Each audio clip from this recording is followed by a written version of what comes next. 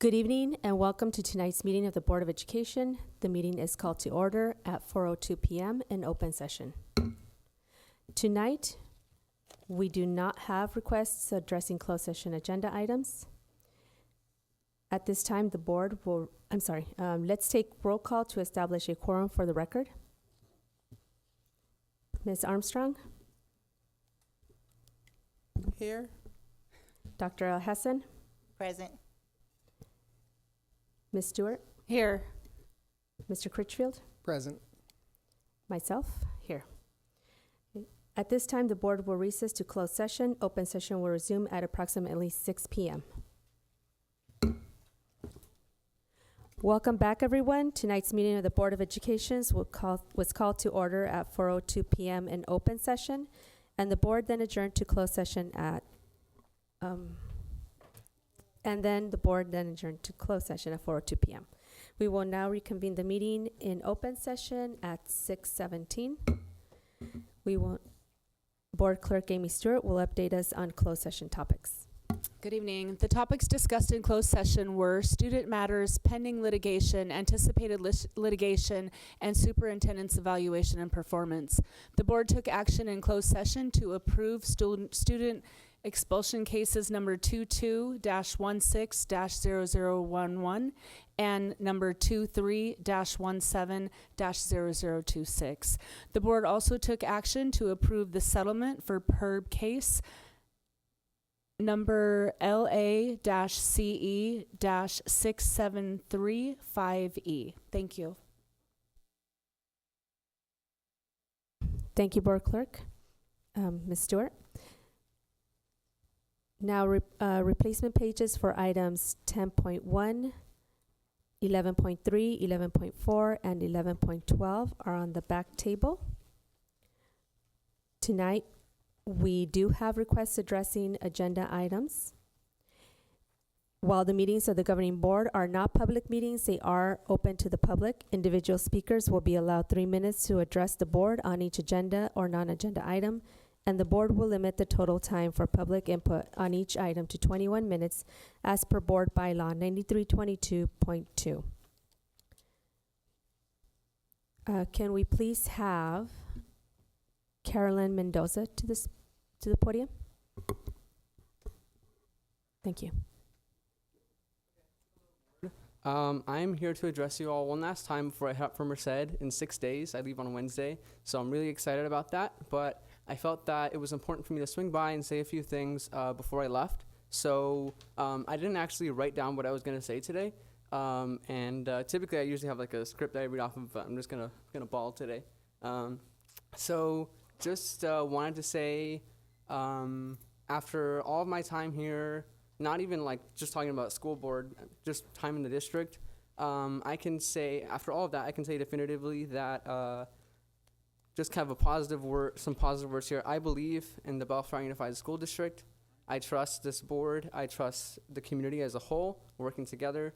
And I'm super grateful for all of the opportunity that's been given to me. I know the reason I'm going to Merced next week is because of this district. So I just wanted to say that I know everything's going to go great. Everyone here is in good hands. And you guys are in good hands too, because we have some great people over here. So I'm not going to see you guys for like 4 years. Maybe when I come back, I'll be like a teacher like them. I don't know. But other than that, I'll see you guys. May the force be with you. And I have to go catch a webinar like for moving in, so I'll see you guys. Okay. Thank you. We'll move on to amendments to the agenda. Do we have any amendments to this evening's agenda? Do I have a motion to approve the amendments to the agenda? So moved. Okay. Thank you. Do I have a motion to approve the amendments to the agenda? So moved. No amendments. Sorry. So we'll move to the Pledge of Allegiance and inspirational messages. Tonight, our principal from Thomas Jefferson, Dr. Montalongo, will lead the flag salute.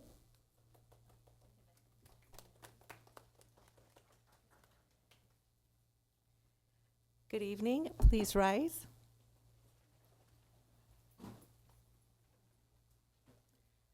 Place your right hand over your heart. Begin. I pledge allegiance to the flag of the United States of America and to the republic for which it stands, one nation, under God, indivisible, with liberty and justice for all.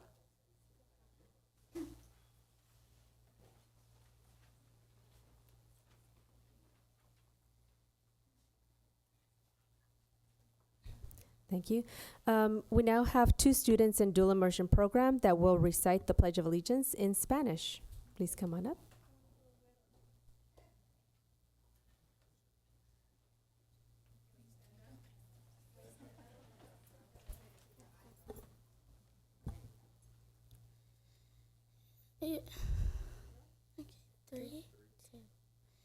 Yo juro a la bandera de los Estados Unidos de América y a la república que representa una nación bajo Dios indivisible, con libertad y justicia para todos.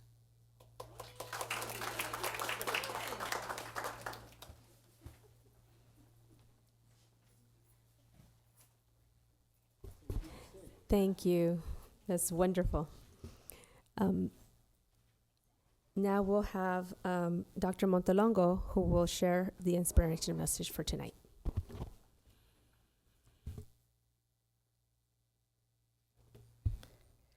Good evening, President Garza, members of the board, Dr. Dradi, cabinet members.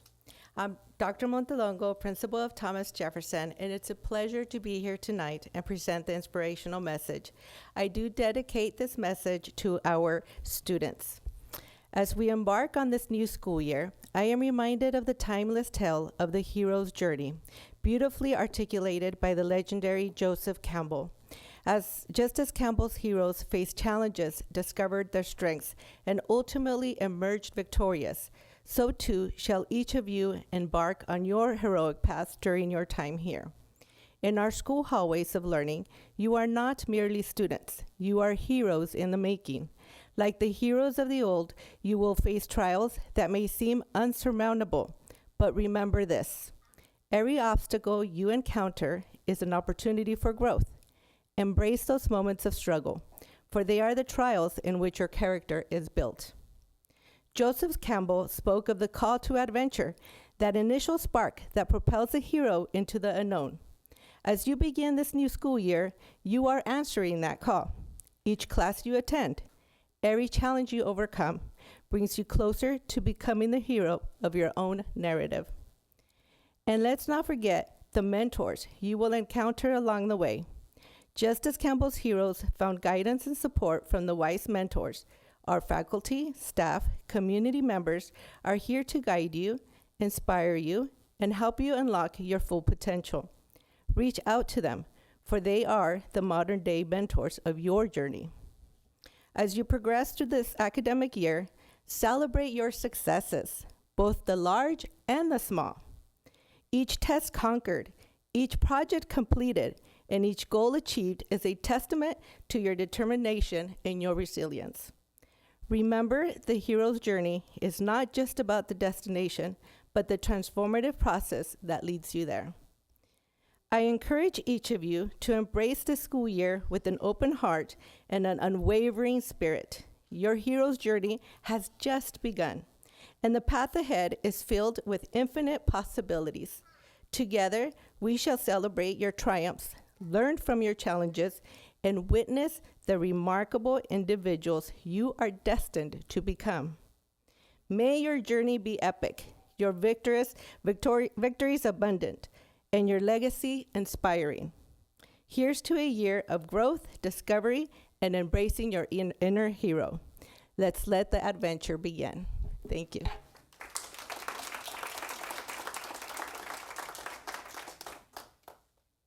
Thank you, Dr. Montalongo. Now we have presentations. It's time for BTA and PTA communications. CSEA President Michelle Cuellar will present at the next regular board meeting.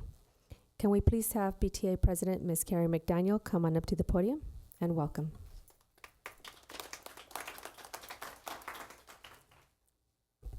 Hi, good evening. It's my first time being here, so I'm a little nervous, but good evening, President Garza, Board, Superintendent Drotti, and Cabinet. I'm here tonight on behalf of the Bellflower Teachers Association as their new president. I would like to share with you some of the things that BTA did last year, as well as some of the things we are looking forward to this year. Oh, you can go to the next slide. Thank you. My principal, Mr. Diaz, shared with me the online platform S'more, so BTA adopted it for their monthly newsletter. Every month, I ask for pictures and topics to share with members. Teachers send pictures of life on campus, particularly dress-up days. Occasionally, I get pictures of some of the other fun things teachers do, like raise chicks, throw baby showers for teachers, or even support their colleagues who act in local theater groups. S'more has been a valuable tool to share information with our members. Go to the next one. Thank you. These are some of our teachers doing things in the classroom and outside of the classroom. Go ahead, next one. Thank you. We attended the Southeastern Service Center School Board Dinner in January, where many of you attended. We also invited Superintendent Drotti and CSEA President Michelle Cuellar. It was a nice evening of conversation and collaboration. Go ahead. Thank you. For the past few years, BTA has applied for the Membership Engagement Grant from CTA, which helped us to plan events for our members. Happy Hour at BJ's has been popular, as well as our Day of the Teacher celebration at Sims Park.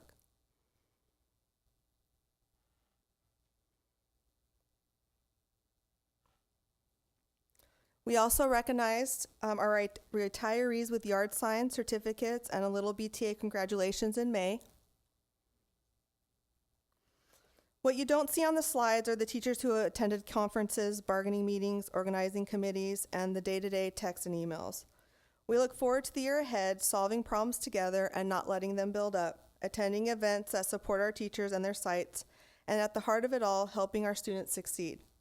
In Bellflower, we build futures, and it takes a team and a community to make those futures the best possible. I've been a teacher in BUSD for 18 years. I got involved in BTA to make a difference on my site and in our district. I appreciate the time and dedication each of you have given while serving on our school board, and I hope we continue to work together to build bridges and make this district the one everyone wants to work in, parents want to send their kids to, and students are proud to attend. Thank you for your time, and have a great rest of the evening.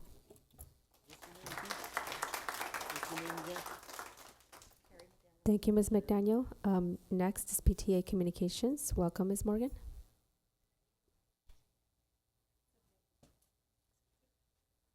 Good evening. So my name is Linda Morgan, and for those that do not know, I am the current PTA, Bellflower Council PTA president. And as council, we support our PTAs at all 10 of our elementary schools, and as well as the 2 middle and high schools, and they're all listed right there. We can go to the next slide. So I'm going to do what I'm not supposed to do, but I will read it.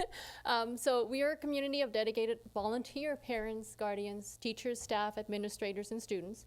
And our mission is to engage our families and community, support our teachers and staff, and advocate for all our children.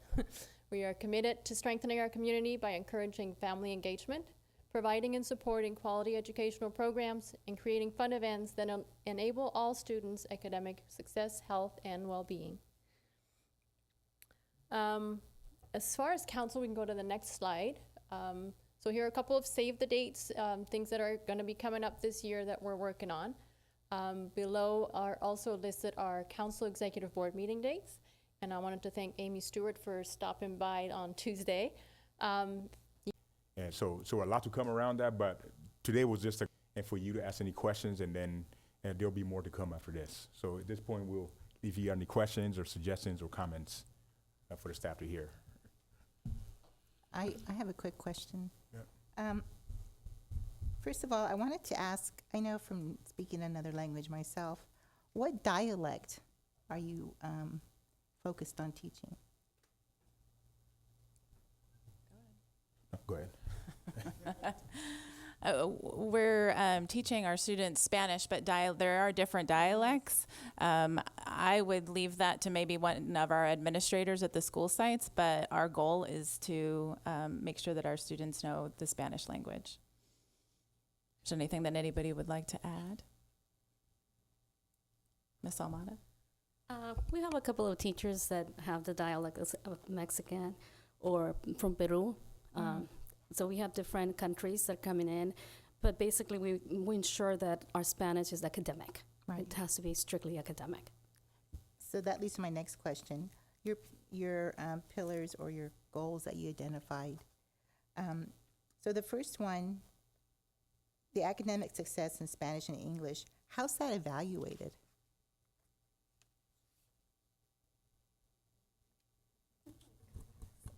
As far as numbers, because we're looking at success, so how are you doing that? Can you tell me a little bit, what do you mean, how do we evaluate the language? So that's one of your goals, is to develop academic success in Yes. Spanish and English. So are you testing, for example, you'll give a English test, but it would be in Spanish. Yes. And then if you're testing English competency in history, you're doing it in English or Spanish? Yes. I'm just trying to find out, when you go through the assessment process and evaluating, are we meeting this goal? How are you doing that? Yes, we have the NWEA assessment, and the dual emergent students K through second, we assess them in Spanish because that's the majority. The percentage of it instruction is in Spanish. However, once they get to third grade and up, we test them both languages to measure NWEA in Spanish and in English for reading, fluency, mathematics. And for example, sounds like we have a lot of assessment because our older students, once we take the once we're getting ready for the SBAC, our English students, they don't have to take the last part of the NWA, but our dual emergent, they not only do they have to get ready for SBAC, we also give them the NWA in Spanish to measure how did they start from the beginning to the middle winter to the end of the year. Okay, thank you. I have a comment. Just one, I want to thank you so much for your presentation. I think it's amazing. I think this program is amazing. We talk about the kids being globally competitive and things like that. I guess I'm really disappointed that our Washington kids have to go to Mayfair and that we don't have this program at Bellflower. I feel like we should have this at both of our schools. It's that important, and I hope that we can discuss that in the future. Thank you.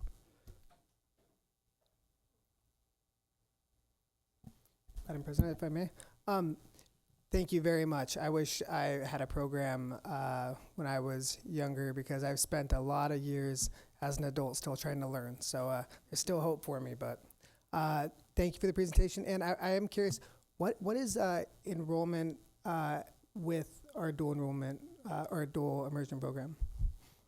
I can tell you that we started with 2 classrooms, which were 98 students, and currently last year we had around 487 students in the program, district-wide. And how, I know you said the dates earlier, but how 98 to 487 over how long? It's about 10 years, Nice. 10, 11, because our cohort is now going into 10th grade, our first cohort. And any family in our district can opt into that program, right? They can make it their home school, right? Well, there's enrollment process, and typically they'll be enrolling into that kinder year and committing to being in that Through the whole program program. for a duration. Okay.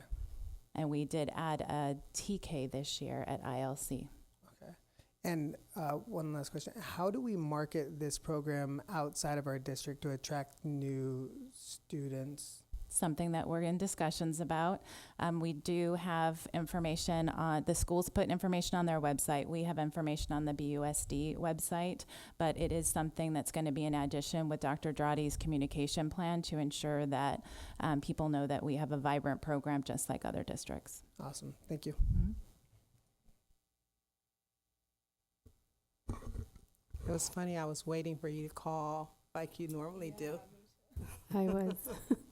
But anyway, I do agree that it's important for us as a district to provide a variety of programs. And I know the benefits of bilingualism myself. I myself couldn't get a job at Martin Luther King Hospital in Compton because I couldn't speak Spanish. Okay, so, but anyway, that's just one of my little stories. I have a lot of stories. How many classes per grade level do we have at each site? I will share, but the principals will correct me if I get that wrong. At ILC, like I said, we have a TK that just started, and at each grade level, we have about 3 classes per grade level with 1 traditional.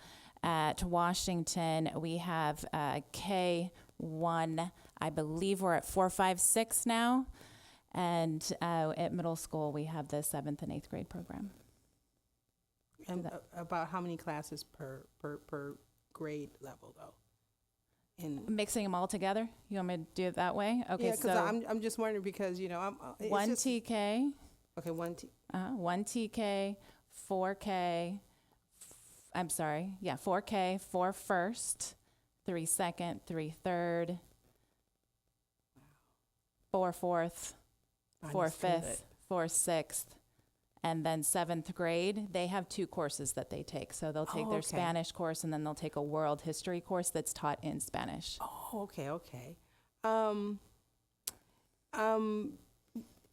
I know you just mentioned that when they sign on, you're letting them enter the program as early as TK now. This year. Okay, so if they miss TK, will they still be able to enroll in kinder? Yes. Okay, so they'll have 2 years actually to access this program. Correct. After that? It's not a done deal after that they can't. It's just that there is an assessment process to see where they are as far as their level to be able to make sure that they would be successful in the program. Mm-hmm. Okay, so are the numbers, do the numbers hold pretty steady, hold firm from grade level to grade level? Something that I'm analyzing, and I thought I would find one pattern, and I actually was not seeing the pattern that I thought I would. But we do have some movement out, and I have some numbers. Sorry. In the 22-23 school year, we did have 32 students that did leave us, and they leave for a variety of reasons, whether they've moved out of the program but are still in our district, or they've gone to a different district. So overall, are we declining in our enrollment in this program? Well, we're declining in our enrollment in all programs. Okay, that's fair. The students that are in this program, is it mostly our students within Bellflower, or are we getting students from other districts? You know how Cerritos, Cerritos, we get mail from Cerritos all the time. Yeah, we're in competition with a lot, yes. A good majority of the students are from our area, but we do receive students from surrounding districts as well. Okay. So I know you said we had like 1 class, and like the kindergarten had 1 class or something like that? Kindergarten had, TK has 1, but kindergarten there's 4 district-wide. Okay, so what would happen if we only had 1 grade level? What happens when students get to the upper grades? Are the class sizes bigger? Yeah, it's 24-1. It's the same as the traditional. So TK through 3 is going to be 24-1, and then 4, 5, 6 is going to be 34-1. Okay, so they have the same ratio. Same ratio. Okay. Do we get special funding? The dual immersion program is funded. It is in the LCAP. There is not special funding for it. But no, it's in the LCAP, but it's no special funding. There is an action in the LCAP that is a dual immersion action. Okay.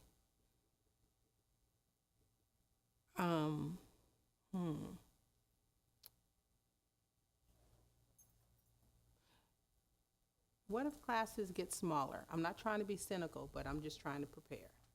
You know, what if classes get smaller? How are we going to handle that? Well, I mean, it's an interesting question. Our other classes get smaller, right? And so there are certain things that may have to be done, whether it's a combination or it's moving students around, not things that we would like to do, But we would do if it's necessary. if necessary. Okay. So let me ask you this. It's one of my last questions. If we had a full immersion school, would that help with our enrollment? Do you think that would help if we had a full immersion school? I can't say. I can say that having a pathway is important because you can focus all of your efforts into that one space because that's your focus for the school.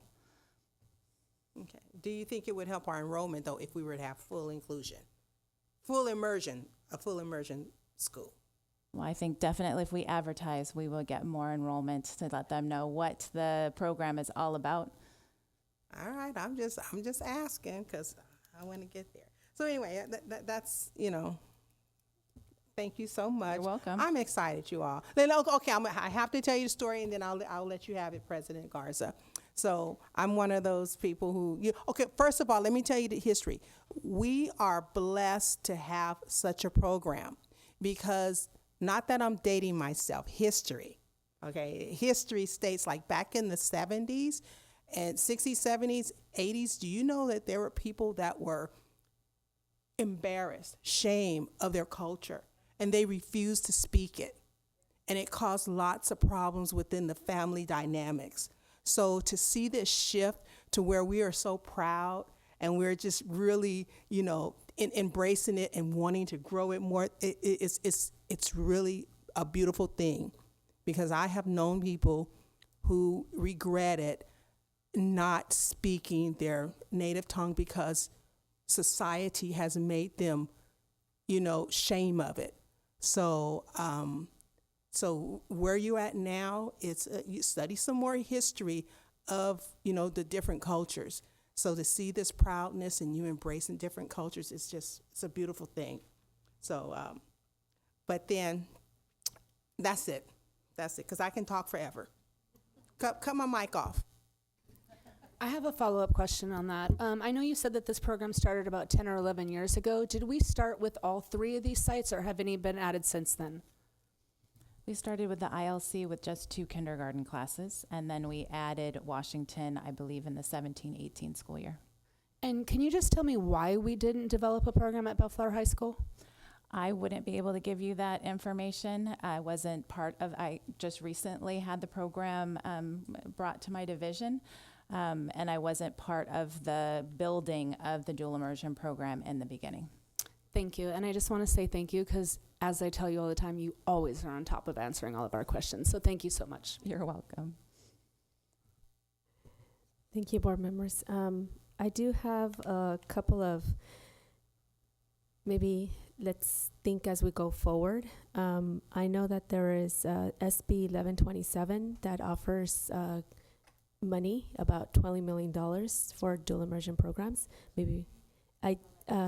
Yes, and so perhaps we can kind of look into that. Excuse me. I know that forthcoming would be Global California is something perhaps that we can look at to make sure that our students are meeting those requirements as well. I also know some parents continue to call me and talk to me about their students. And one of the things that I'm hearing a lot that I would love for us to kind of just explore and maybe look at numbers in that direction is middle school. Some of them are, my fear is that we're going to become a feeder district to a different district because we are not keeping up with our training of teachers, making sure that our admin is fully, understanding what are the needs and that they have a pulse with the families as well. I know that this is a fairly, we are doing this for 10, 11 years now, but it is a program that, didn't necessarily have a lot of funding and support when it started. But I'm very happy to see that our parents that did start with us, that they are still here. So thank you, parents, for your patience, your understanding, and growing with us. As always, as we grow a new program, there's always going to be those, stumbles, but we get back up and we make it better for our students. I also would love to see going forward some inclusivity of African American culture in our, our daily engagement with our students, because I heard a lot about our, African American students saying how they are happy to see, be part of this culture and be immersed in it. But they, it's not just Latinos who are bilingual or who that went into these countries. It's also cultures and generations that went into, from Africa. They went into Cuba. There was all this dissemination. So if we can somehow show our students as well that it's not just Latinos that are Spanish speakers, it's everyone. You can really find it in African Americans. You can find it from, Middle Eastern cultures. Like, it's really everywhere. I think we just need to do a little bit more digging. It is going to be a little bit harder, but I know that we are up to the challenge. So just my thoughts as we go forward. Thank you. President Garza, I just have one more comment, one more inquiry. I would like to, I would like to see, have you guys thought about reaching out and having a partnership with an organization or something within the community? Because the reason why I say it, I know that sometimes if there was it could be any organization, they could provide experiences for the students. I'll put it like this. I was in a district and we partnered up with a community center. It was a Mandarin program though, Mandarin dual enrollment. And they would go off, and I guess the organization would provide more opportunities as far as learning about the culture, and then even giving them more of an opportunity to freely practice the language. So, maybe that could be something else that you all could include, because we have it at the site, but for them to go off-site too. So, just a thought. Thank you. With that, I believe we can go on to our next presentation. Yes, I'm thinking we can now talk about the GL bond at this point, and then we'll go from there. Thank you. Evelyn. Madam President, point of personal privilege. Granted.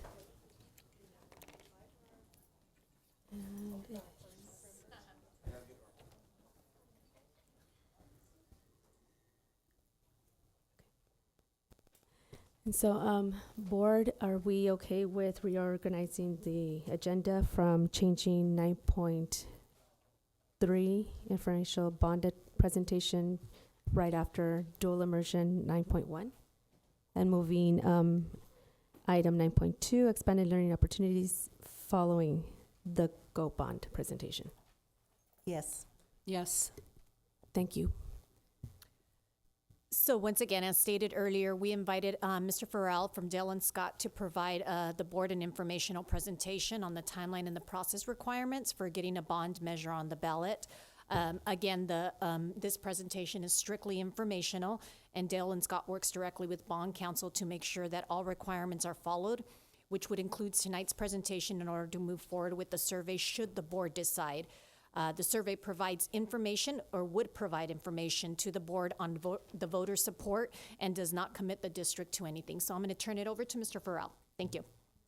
Great, thank you. Good evening, President Garza, board members, Dr. Dradi, cabinet. So we'll start out on the first slide.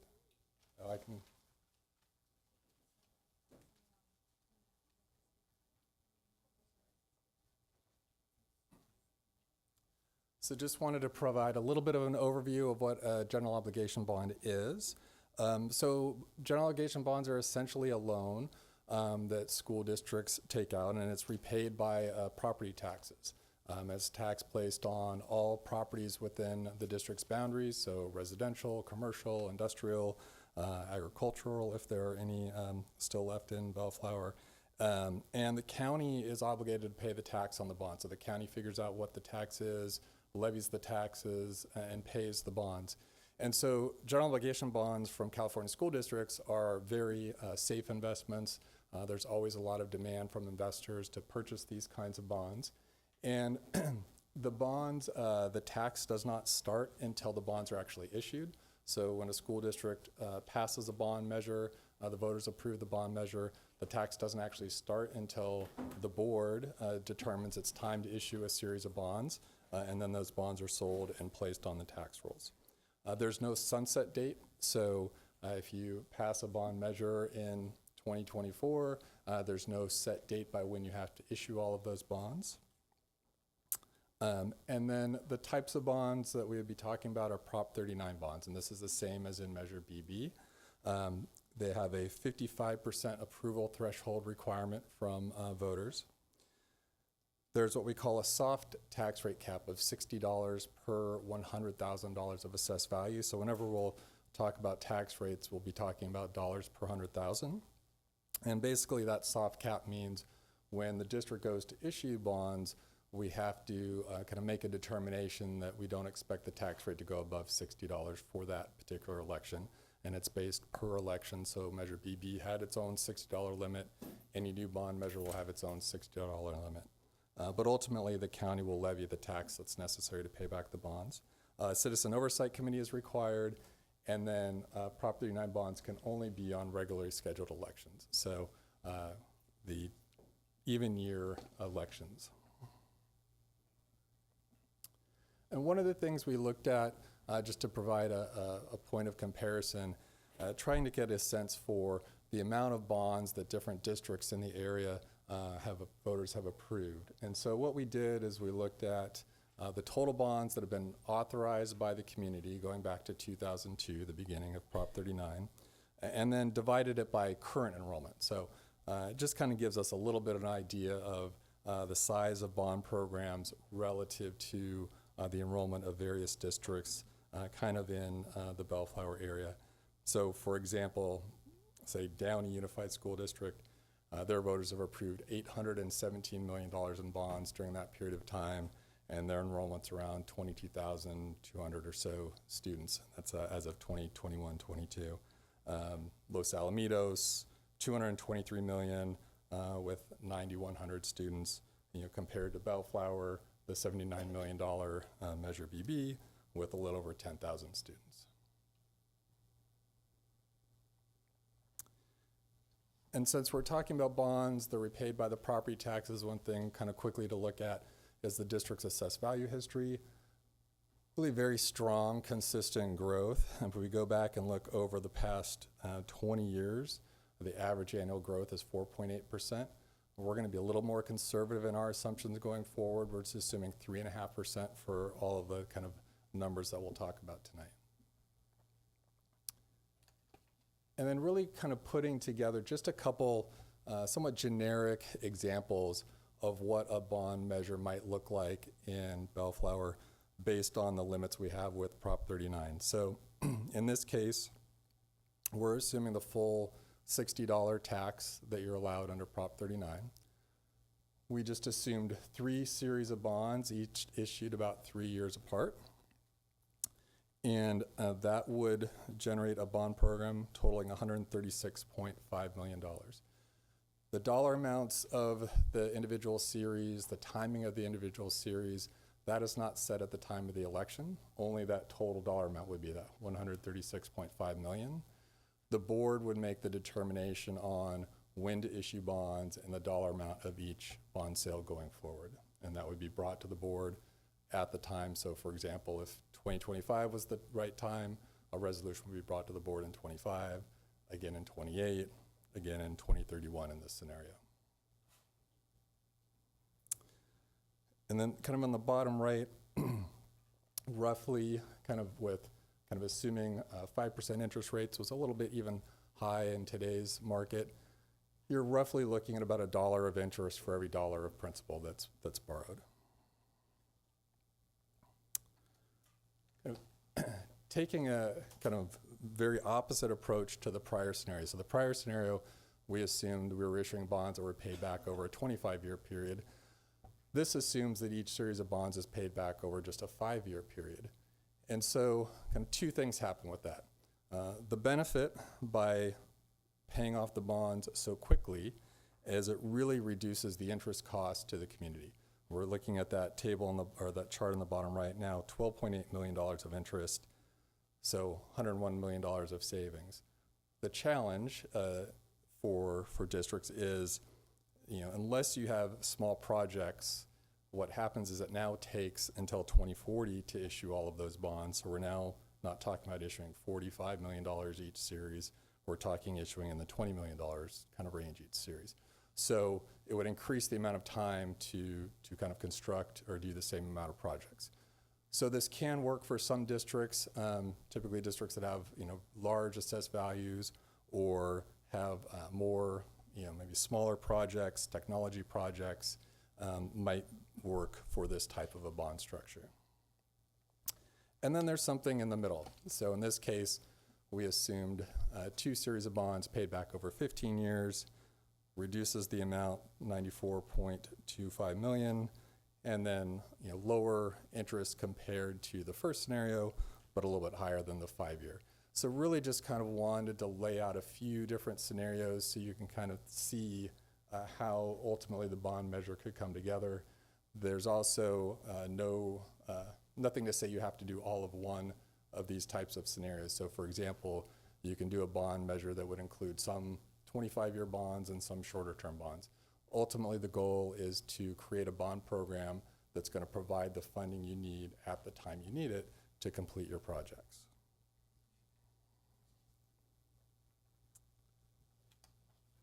And then as we start thinking about kind of timing and a little bit of the politics of passing a bond measure, so the district has about 46,500 registered voters. About half are registered as Democrats, 21% as Republicans, 29% other declined to state. So a little bit higher Democratic registration than the state average here.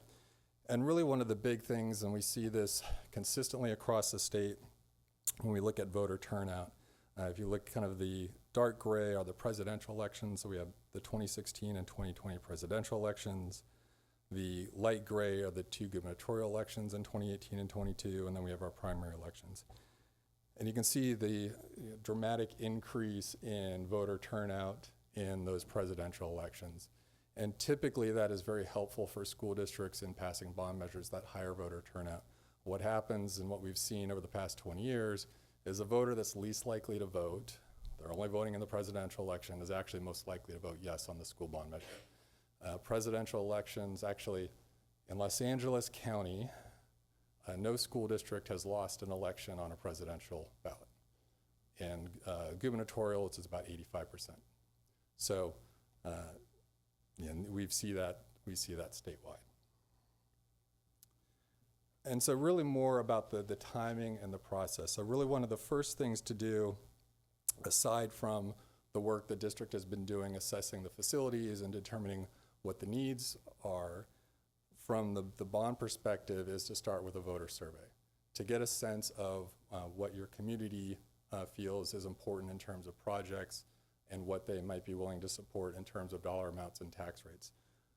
So in this survey, we would ask questions about the different types of projects that the district is considering. So would you be more likely to vote yes for the bond if it included replacing roofs or building STEAM classrooms or a variety of potential projects the district might be looking at? So we'd ask those types of questions. We'd ask about sensitivity to tax rates. So at a $60 tax rate, is that something that's palatable? Maybe having to ask about a lower tax rate, asking about potentially the size of the bond. And so ultimately the goal is to give the board more kind of statistically valid information about what the voters are thinking, knowing that probably about half of your voters don't currently and have never had students in the district. So getting to know what all of your voters think, not necessarily just those with students here at Bellflower.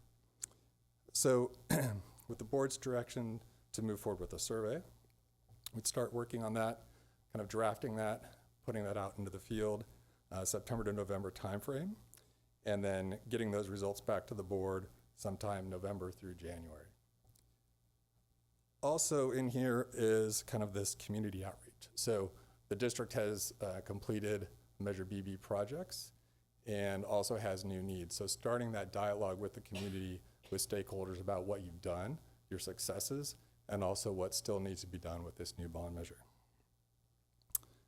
So after delivering the survey results to the board, kind of February, March timeframe, starting to really refine that project list and start working on the dollar amounts for the bond and kind of locking in those numbers, so that in March and April, we can work with legal counsel to actually draft the resolution and prepare that for board action. Kind of targeting April and May for board action. It's a little bit ahead of kind of giving ourselves plenty of time. The deadline to file the resolution with the county is August 9th, but knowing June, you start working on budget. July, a lot of times are dark, so wanting to give ourselves plenty of time to get that to the board. If something happens and we need to extend the timeline, we have that room, rather than planning for something like in July. If something happens, then we're scrambling before August 9th.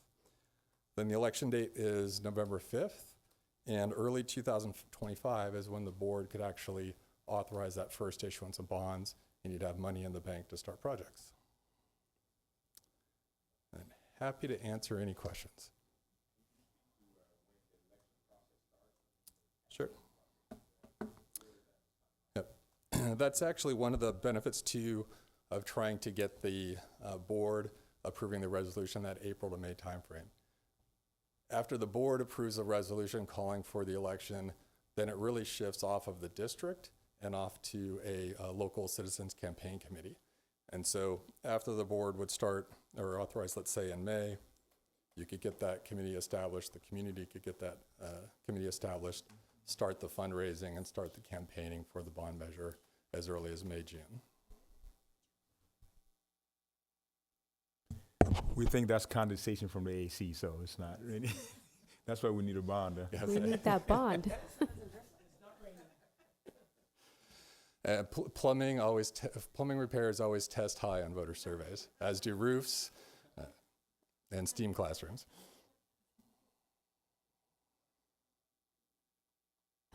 Thank you. First of all, thank you so much for your patience and understanding on moving you. So I appreciate I have kids, and if they were here, I'd like them to get home early too. Thank you. So, Board Member Armstrong, any questions? So we to the cabinet actually, we have a master's facility plan, and you know, because he was saying that as long as we can market it and say put that survey out. I mean, we need a lot of money, and we haven't had a bond, 2012. We've only had one, and we were behind on that. I mean, we didn't even ask for anything compared to the other districts. We have to catch up. So we're going to have a serious marketing campaign. So we need a lot of money because we got a master's facility plan, and we don't have enough money to fund it. So we need some work. Thank you, Board Member Armstrong. Board Member Dr. Hassan. Thank you. So I have two questions. Yes. One is you keep referencing the $60 tax. So explain that to me. Is that something that's levied on the entire community, like residents, or is it something based on the value of the property? Sure. So the $60 per $100,000 of assessed value tax rate, that's the kind of maximum allowed under Prop 39, which gives you the 55% approval threshold. Alternatively, districts can still ask, you could not have that $60 tax rate limit, but then you have to get 2/3 approval from your voters. So most districts in the state of California do not try to go for the 2/3 route just because it's such a much more insurmountable level in most districts. So that kind of $60 tax rate is set in the code for Prop 39 bonds. And then It's a little more complicated, but essentially you take the, let's say the annual bond payment and you divide it by your total assessed value in the district, so that the sum of all of the property values for every home, every business, every property in the district, you divide that, and that's essentially your tax rate. And it's a little more complex, but that's kind of the gist of it. So it'd probably be more than $60. So no, so the goal, the so we would work very carefully to try to make sure that tax rate stays at or below $60. So for example, with Measure BB, that $60 kind of legal limit was in place. The district sought a slightly lower maximum, so it was $55 that was promised to the community, and the tax rate has been well below that, more in the let's say $50 range since Measure BB bonds were issued. So even still, once we go to issue the bonds, we're trying to be conservative and make sure that tax rate doesn't go above what's promised to the community. That's one of the reasons why we look at a 3.5% assessed value growth rate rather than, well, it's grown at 4.8% for 25 years. Let's go ahead and assume that higher growth rate. Because what happens if we assume that when we issue the bonds and we have a couple years where assessed value doesn't grow at 4.8%, then suddenly that tax rate could go above the $60 level. I see. So we really try to be careful to keep it at or below that $60 mark. Okay. And my second question, well, it's really a comment more than a question. But we just, Cerritos City College just passed a huge bond that many of the community members here, Lakewood, Cerritos, which is our area too, that we cover, got hit on. And many community members on Facebook weren't happy with it. How do you deal with that? Because it's already being assessed among the community. Sure. Well, I mean, one of the things, that's one of the benefits of the voter opinion survey. So we'll ask, just in that survey, you'll see the level of support that Bellflower has for putting a bond measure on the ballot. And so, and kind of similar, we kind of joke a little bit that, a voter that goes into the ballot box with their property tax bill is probably a no voter. Mm-hmm. And you're going to have some voters that will just say, no, I will not vote for a tax no matter what. Mm-hmm. Others will vote yes on any school bond measure because they're supportive of schools. It's those maybe in the middle that if you convince me that you're going to spend the money wisely, that there are safeguards in place, that you're only going to do the projects that are on the project list, if we agree with the projects on the project list. So you're doing things that we think are essential for students and not, building Taj Mahals and having a wish list of type projects, then those voters are likely to support. And you can kind of see that with, some of the other districts that are on that list. Most of those districts have passed 2, 3, even 4 bond measures in 20 years. And so, those districts and those taxpayers are definitely getting hit with more and more taxes every year, but they see the value in improving their schools. And so, I'm not overly concerned with the community college bond tax. Typically, too, if you were to have a local school bond, Bellflower on the same ballot as the community college, Bellflower is going to probably do better because most voters think about their local elementary schools or local high schools first before they think about their community colleges. Mm-hmm. Can you, when we were in Santa Monica, Mabo, I know you helped us there too, but one of the things that helped us was really breaking down the tax rate and amount to what they will mean monthly or something like that. So it's a house that's what, 600, 700,000. What would that be? Right. Here, I think in a month, in a year, and in a monthly. I think we figured. I think trying to remember. I believe the average single-family home is only around $300,000 in Bellflower here. I think we worked out it was about $5 a month. So, because the big difference with Prop 13 is homes that haven't sold for 10, 20 years are still on the tax rolls at extremely low levels. I mean, you'll be surprised at the number of homes that are probably under $100,000 on the tax roll. but right next door, someone bought last year, and that could be 700, 800, a million, whatever that number is. And so we kind of look at those averages, and I can get the exact number. But yes, that's one of the things you kind of talk about is say, this would cost, the average homeowner $10 a month.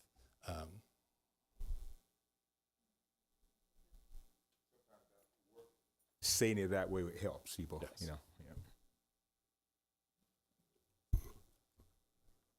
Thank you, Board Member Alhassan. Board Member Stewart. Okay, so this is not my forte, so please speak to me like I don't understand, because I don't totally understand. I see that there's the three options. The one, it looks like that the potential issuance would be over 6 years. The other looks like over 15 years, and then the last one would be 3 years. Is that correct? Correct. Okay, so I guess my question is this. We had a bond 10 years ago, and one of the frustrations with our community is it took so long to finish the projects. What are the advantages and disadvantages of each of these? Because if you look at right away, there's $114 million in interest. But if you look at taking 15 years, obviously that looks like the best plan in my mind. But how do we convince a community that we just finished a project from 10 years ago that we're going to finish these projects?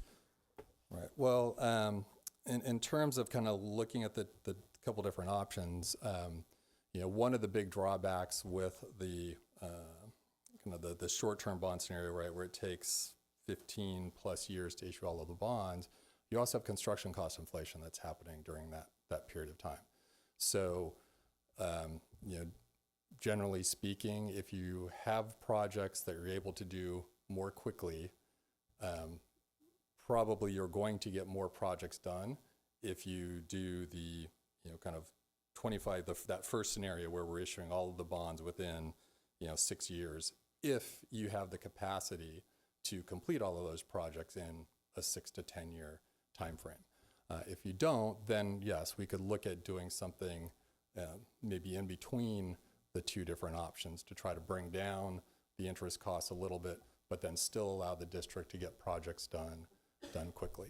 So these are three options that you gave us, but there's also other options in tweaking it the way that we would like to. Exactly. So these are meant to be kind of illustrative to give you some ideas of how the numbers work, and then ultimately we'd work with the board and with staff to kind of come up with the best option for the particular project needs that you have, and kind of balancing that with, how we want to approach the community and ask the community to support.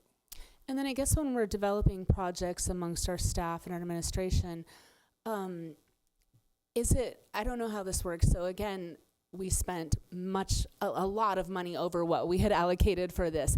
Is it a way to look at it to where you overestimate so you don't spend $40 million out of a general fund to finish a project? Do you know what I'm saying? How do you work with the inflation, or can you look ahead so that things like that don't happen and you can actually finish all the projects that we're promising the community that we're going to finish? One of the challenges with kind of Prop 39 bonds and bonds in general, and I think every school district really faces this, you have to put together a project list. Step back. When you do any project, whether it was Measure BB or this, you have to go back to the project list that was included in the ballot and say, yes, here's this project, we can spend bond money on this project. So project lists tend to get written a little bit more broadly than, let's say, what the $136 million you could possibly spend, because what in 2023 might change by the time you get to 2030 when you're doing that last series of bonds, and you're saying, well, initially we thought we were going to do this project, but the reality is we need to do this project. And so there's some level of let's say, flexibility or including more projects in the project list that can probably be paid for out of the one bond measure. So that is a challenge that districts have to manage and communicate to your voters and to your community. The inflation, that's something you would work with your kind of facilities team, construction management team, those architects to kind of help you build in inflation factors to all of the projects, so that hopefully you have enough money allocated to at least complete those projects. Maybe then if inflation comes in a little bit lower, you can kind of get an extra project on at the end. The other potential is to leverage state funding. So it's likely that we'll have a statewide school bond measure on the ballot in 2024. So if the district has any eligibility for matching modernization grants and new construction grants from the state, you can leverage those dollars as well. And so the bond provides the local match, and then the state provides additional funding for those projects.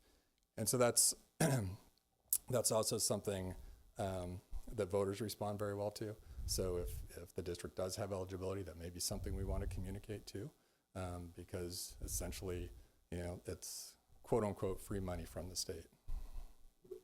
And Ms. Stewart, something that is always taken into consideration when budgeting for the projects is that the 10% standard change order rate that is seen through inflation in different projects that architects tend put in there additionally for a change of scope of work that may happen. So when we are budgeting, we're looking at those factors, and also not moving forward with something when we're looking at how much funding is left on that.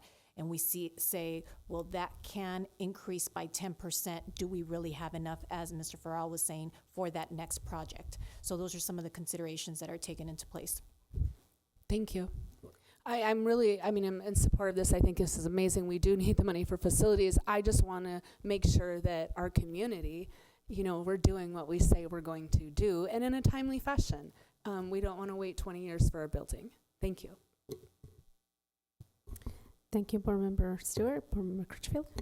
Thank you, Madam President. You mentioned a stat about LA passing school bonds.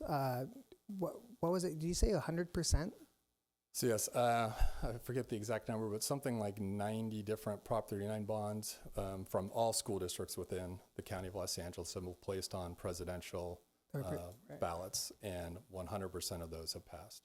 About 85% of the measures placed on gubernatorial November ballots have passed. Okay, and that's in the past, That's in the past 20 years. Wow. So going back to 2002. Wow. How big was the BB bond? 79 million. 79? And what would a bond look like in today's climate? Would we... would that be considered a smaller bond or a larger? Well, when you take into, Mr. Critchfield, when you take into consideration our needs facilities, and what was shared with you guys, it was 132 million that was needed, and that's not including any modernization. That's just including needs that have been identified. Okay. So it sounds like a smaller bond. Correct. Okay. Thank you. And then I know at a certain point, these conversations are really important, and I'm supportive of it. At a certain point in this process, the district would not be involved in this at all. At that point, you said it would be handled by... So it's called a citizens campaign committee. So someone within the community, multiple people within the community, but typically some type of, someone would step up to be a kind of a campaign chair. There's a process by which a campaign committee actually gets formed. You have to file paperwork. The committee has to file paperwork with the Fair Political Practices Commission and get that committee set up. The rules are basically the school district is allowed to provide information about the school bond measure. So you can talk about what facility, your facility plan, and what facilities would be funded. You can talk about, the bond would potentially build these projects. Typically talk about, yes, but it's also going to have a tax rate of Y. The campaign committee really can just be out there advocating. So they can really make the case for why this bond is important. It's going to do this. It's going to do this. Can put out, mail and those types of things are very expensive. So I don't know that that's something that would be done by the committee. But yard signs, walks, going to events in the community, having tables where they can, be there and answer questions, social media, those types of things where those private citizens are freed from, they're not using public funds and resources, so they can basically say whatever they want to advocate for the bond measure. Got it. Makes sense to me. Yep. Thank you. Thank you, Board Member Critchfield. I do have can you define you said local match. What is that exactly? Sure. So the state facility funding program. So when the state passes the statewide school bond measures, and they have money available to modernize facilities or construct new facilities. Basically, how that program works, you have to have eligibility, and I'm not an expert on how that works in terms, but number of students, how long it's been since you've gotten grant funding from the state.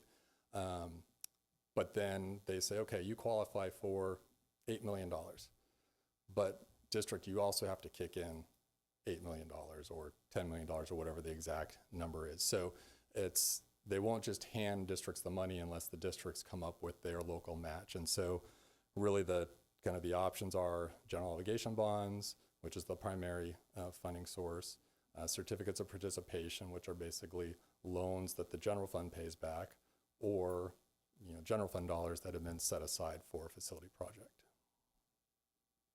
So in essence, we would have to come up with that, whatever that amount would be, to match the funds that we will be receiving, whether it come from our general fund or from our. Correct. If you're trying to, get funding in the state facility funding program, districts have to have some source of funding for that local match. And typically, districts use general obligation bonds. There's not extra funding that comes to districts in the general fund for capital facilities. So that's, generally if districts don't have a bond bond, they don't participate in that program. And additionally, Ms. Garza, sorry, Darren, it's also an application process that you have to go through, so you're not necessarily guaranteed, as Mr. Farrell was saying. For a time being, there wasn't the funding there, so there was districts on the waiting list, and it comes in the priority of how long has a district not received that. So it's not something that's necessarily guaranteed. Do we know what the pattern is of awards of bonds that go out to districts? Recently, there haven't been many awards. Again, with the last, it was on the statewide ballot to approve a statewide bond, and that didn't go through. So with that, there's the likelihood of it not taking place. It's kind of become more of something that the local agencies, local counties are more involved in, or are currently funding versus what the state is funding. Okay. Another question. Were you on the last bond? Yes. Okay. And this is more to staff. Just probably just a very respectful request. If we can have someone who, if we go forward with this and we are awarded this bond, crossing our fingers, that we have someone who is not part of our staff to oversee this bond and how it's allocated and our, keeping to our timelines. I'm not sure what the term is for this person exactly. It escapes me right now. Well, aside from the bond, yes, I believe it's like a bond manager or something like that. Is there a term for it? Or project manager? Because I know we had someone who was on our staff for our last one, and I think they did a great job, but I would hate to task that out again to that person if they already have so much on their plate. Yeah, so you're talking about some kind of a bond manager, someone to help us manage the bond all the way through with everything. Yeah, so districts do that. Today's conversation was just try to hear from legal counsel, and then once that's done with the timelines and all that, you'll notice even in the timeline they didn't include the superintendent's in Santa Monica I have what we call the Blue Ribbon Committee, and in there it talks about how between September and November that the community outreach component is going to be something that we establish a committee to have a conversation around, even to look at the surveys that we get. That comes from outside, but are we not going to involve the community stakeholders in helping to analyze some of that stuff? So we need to establish that committee, and also somebody to help us manage the entire bond and get things lined up and all that. But today was just more or less to hear from legal counsel, and then I think our next step right now is after this is to talk about what structures do we need, what process we need to accomplish everything on the timeline. That includes having somebody to come in and manage the bond for us. And Dr. Drotti, just for clarification, Mr. Farrell works in terms of making sure the requirements in the process, but he works with legal counsel of bond, which is Courtney Jones, who represents that part. You wanted to share any more on that? Yeah, sure. I mean, officially, our title or role is either called financial advisor or municipal advisor is kind of the new term for us. So basically, we're more on the finance side, the numbers side. We also have worked a lot with school district and bonds, so we can help out with some of the messaging and communications strategy as well. Yes. So what are your costs, and then what are other costs that the district, Sure.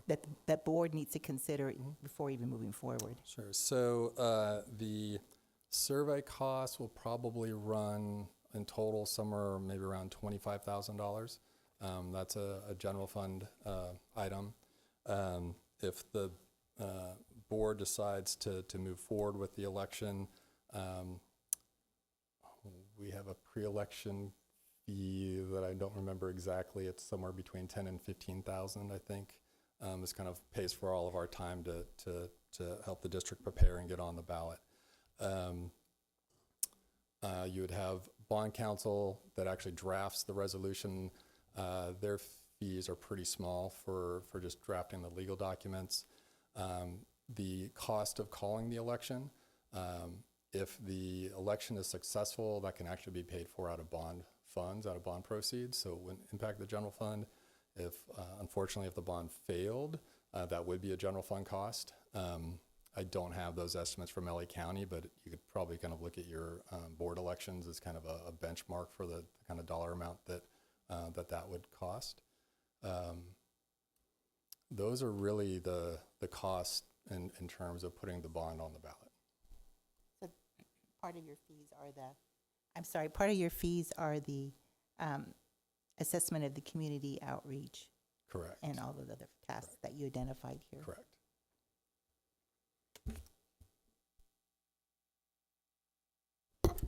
I have a follow-up question. I know you said that the match and things like that could be based on when the district was last given funds. Can you, Ms. Holguin? Hi, sorry, I have the question for Ms. Holguin. I was wondering if you could tell me when we last received funds.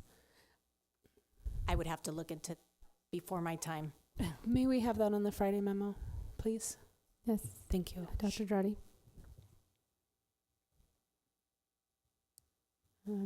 Any other questions, comments? Just one more. I think to President Garza's point, I think that I understand what this conversation is just exploring the options and getting a better understanding. But I think like going forward, the conversation of if we were to support a bond, how would that play out? And our thoughts on maybe how the last bond went and what could be changed in the future. I think that really does dictate like how, at least for myself, how I would feel about it going forward, because I'm generally supportive. But I think those conversations, whenever they do present themselves, would be good to have.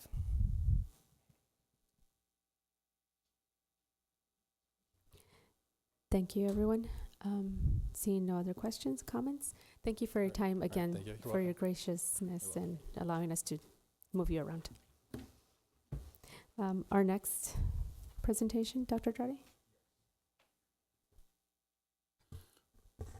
So our next presentation, I'm going to invite Mrs. Carter to do the honor. Again, this is just like we did with the immersion program, and also the bond presentation. There might be some future concepts that we need to consider with the program that we're about to offer out here in terms of expanded learning. But we first need to know where are we with things, and then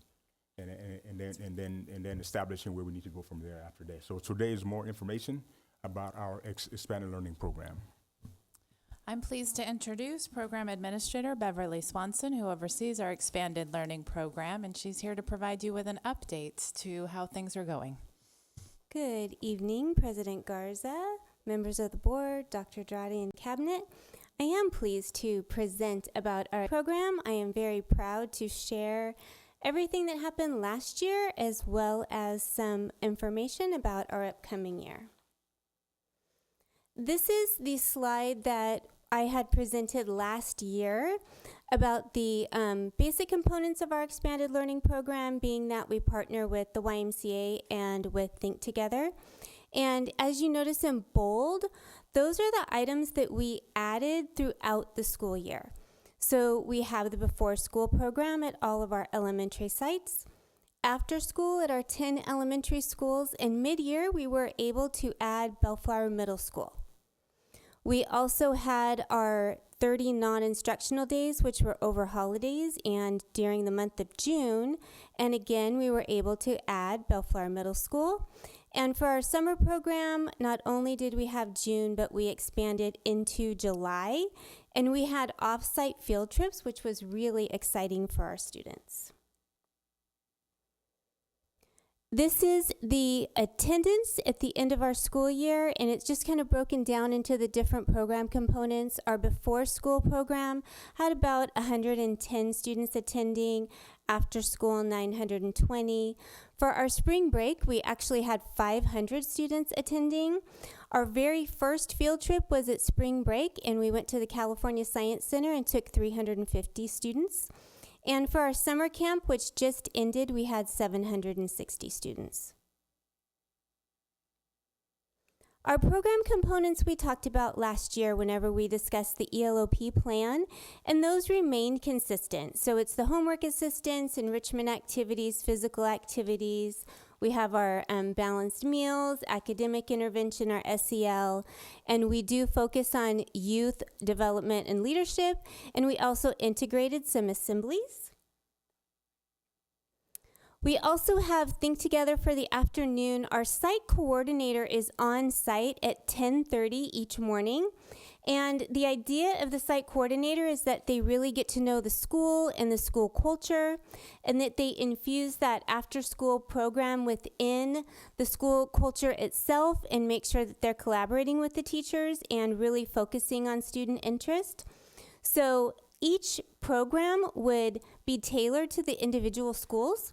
So they might be similar or just a little bit different based on student interest in the school cultures.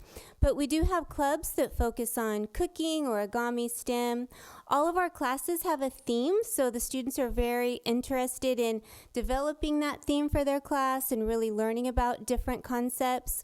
We have our SEL lessons at least once a week. Some of our sites have visual and performing arts, dances, and we also have parent nights and student showcases. This year we layered in a service of assemblies. So our assemblies focused on science and STEAM.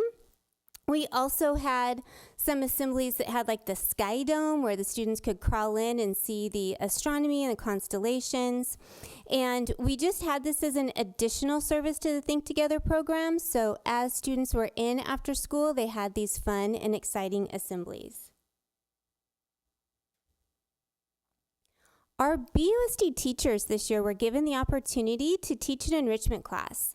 And I encouraged them to just follow their passion. Whatever they would like to teach, they were able to do so in our after-school program. And it was just meant to be enrichment and fun and really having that excitement and I want to say like playing with students as you were offering enrichment. So it was interesting to see what ideas our teachers came up with, just given complete freedom.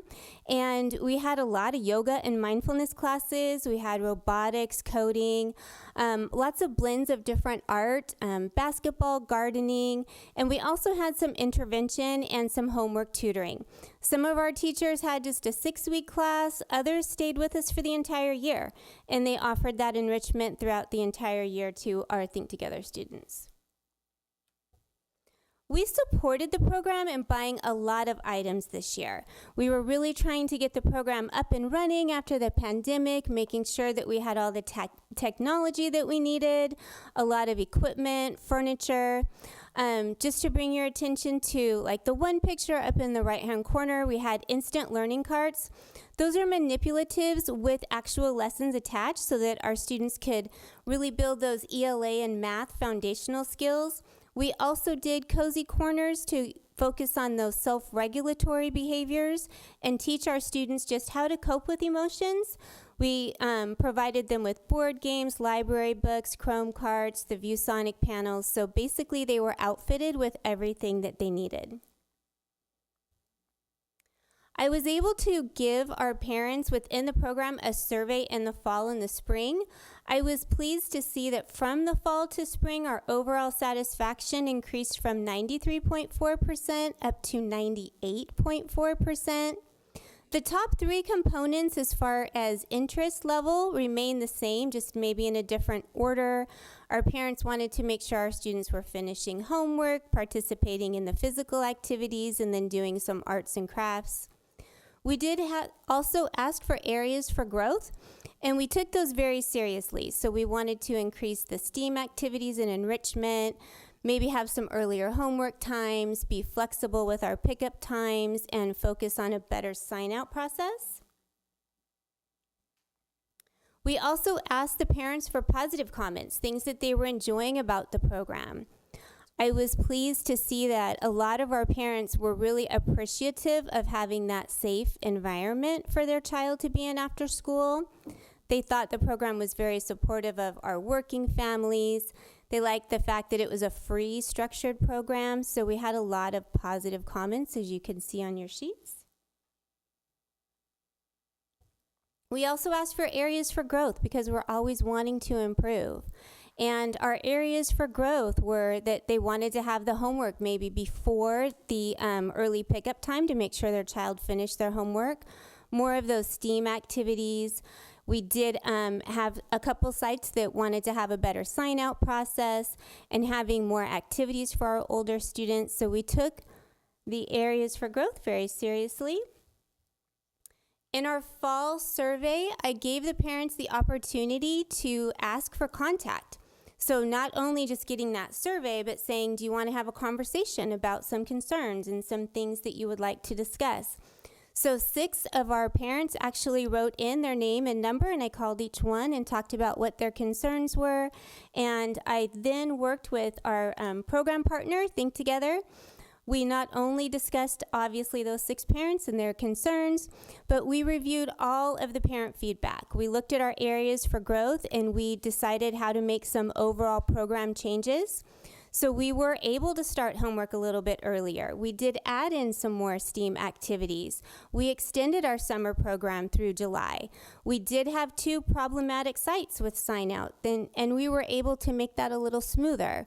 And then one concern was that we had launched this after our board approval last year very quickly in August.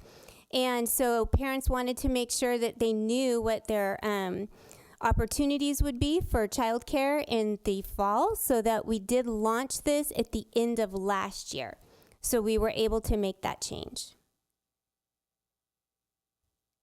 I also wanted to bring to your attention not only with our expanded learning program, but our longstanding partners of YMCA and Think Together.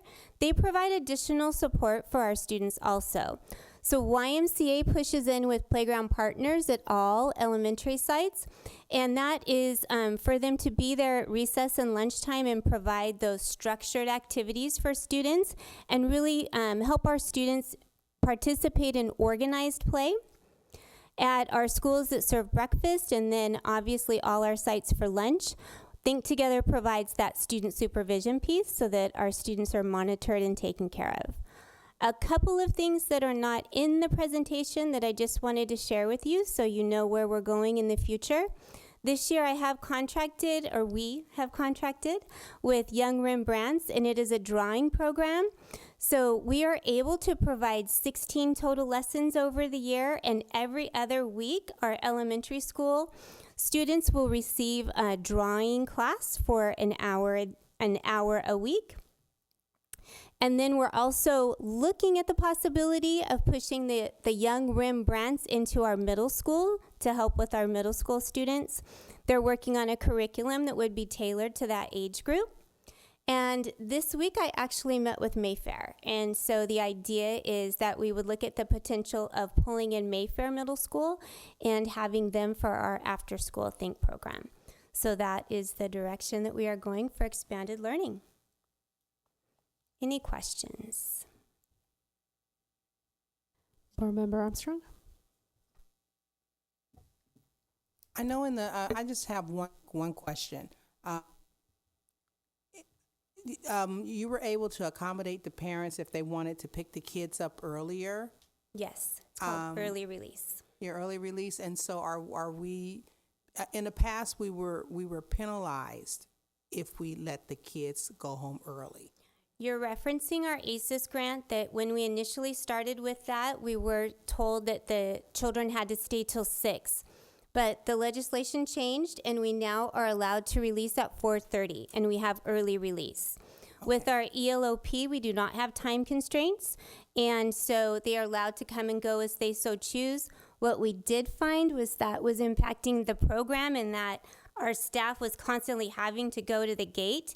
So I initiated another layer of staff with the SSAs, and that person does like the gate duty, the meal prep, the activities prep. So we actually have that person now that is able to help with that early release, and then it doesn't impact the program. Yes, that's great, because it does interrupt a lot of the planned activities.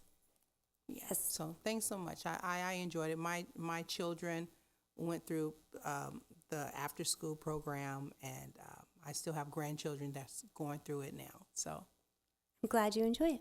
yes, thank you. Dr. Alhassan? I just have a comment. I've heard lots of positive feedback, and I know the YMCA is doing an excellent job. I've seen some of their work, so thank you. Thank you. Board Member Stewart? Forgive me, I have quite a few questions. My first question is on page 3 and 4. When it says program components, this is the ELOP components. This is both of these, YMCA and Think Together, right? This isn't an individual one? Sorry, I'm going back just to make sure that I know exactly what you're referencing. So there's program components, and then the next slide is the Think Together program enhancements. But this program components, this is both YMCA and Think Together combined, correct? This is our ACES and our ELOP. So it's mainly Think Together because obviously we're going to do the enrichment activities, the physical activity, the meals. We have more time after school. What we try to do before school is we serve breakfast. We make sure that the children did get their homework done. Do they need that last minute help to make sure they're prepared for the day? And then we've integrated 30 minutes of an enrichment activity. And the way the YMCA is doing that is it's on a rotating basis. So they might, I know they were doing drumming, and so they might do different activities. They have the Lego brick labs. So it's just 30 minutes. So it's a little bit truncated, if you will, for that before school program because they don't have the time. Correct me, both the YMCA and Think Together we use before school, during school, and after school, correct? Correct. Okay, so my next question, I guess the BUSD enrichment classes, on that you said that we had 23 classes, ELOP classes after school, is that correct? Yes. That's from all of our sites? Yes. So I want to plug that I feel like teachers should be doing this because it's enrichments for our kids, which is amazing. So let me know this. What is the pay for that? Is it hourly? Is it per diem? Is there a different pay for ELOP funding? We are funding it through ELOP, but we are following the time card rate. So I believe this year, $46.42. Correct me if I'm wrong, anyone? So we are using the time card rate. Okay, and then again with the parent survey results, the responses, this again is both programs combined. Yes. This is the EL. Okay. Sorry, on the next page, I know it says that having a free structured program, were both the YMCA and Think Together free for our students? The before school program for YMCA is free and Think Together is free. So everything that I have presented and that we have offered is free. We do not charge our families. Okay, and then just I guess on the last page, I guess my question is, and where I'm going with all of this, is it seems like we're duplicating services. We get SSAs from both, we have some noon duties from both, we have before, after school. So I'm trying to understand as a board member what the advantage is of having two programs that we're paying over $1 million for each when they do the same things. Can you explain that for me, please? Well, we have traditionally contracted with both the YMCA and with Think Together, and then they are both offering different services to us. So YMCA is offering that before school component, and we have not contracted with Think Together for the before school component before.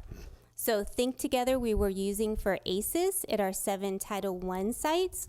So because we were already contracting with them at 7 of our sites, we mirrored that contract as we move forward into our South End sites and into our middle school sites.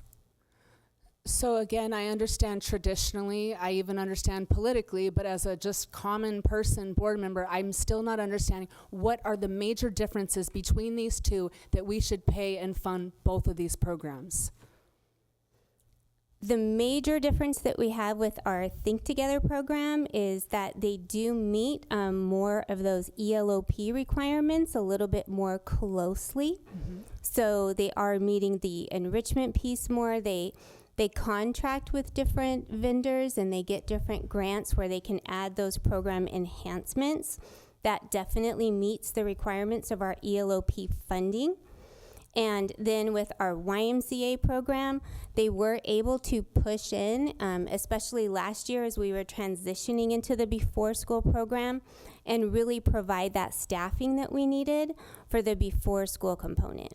And I absolutely understand COVID. I understand the needs. I'm asking right this second, 2023, 2024, why do we need to have both programs?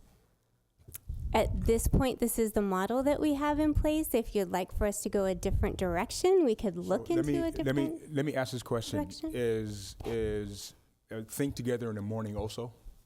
It is not currently. So YMCA is the only one in the morning? Currently, yes. Yeah, so what about the after school? Is YMCA there after school also? The YMCA is not part of our expanded learning program after school. It's only Think Together. So they only do the morning then? Correct. So the difference, what Ms. Stewart's trying to get at is Think Together is for the morning, YMCA, no, Think Together is for the afternoon, YMCA is for the morning. Dr. Yes, Dradi, if I may, but it sounds like that's how we have it contracted right now, but they do offer the morning. We would have to see what offerings that they would have, and then we would contract with them for additional services. Right. I think that was more the question, if I'm wrong.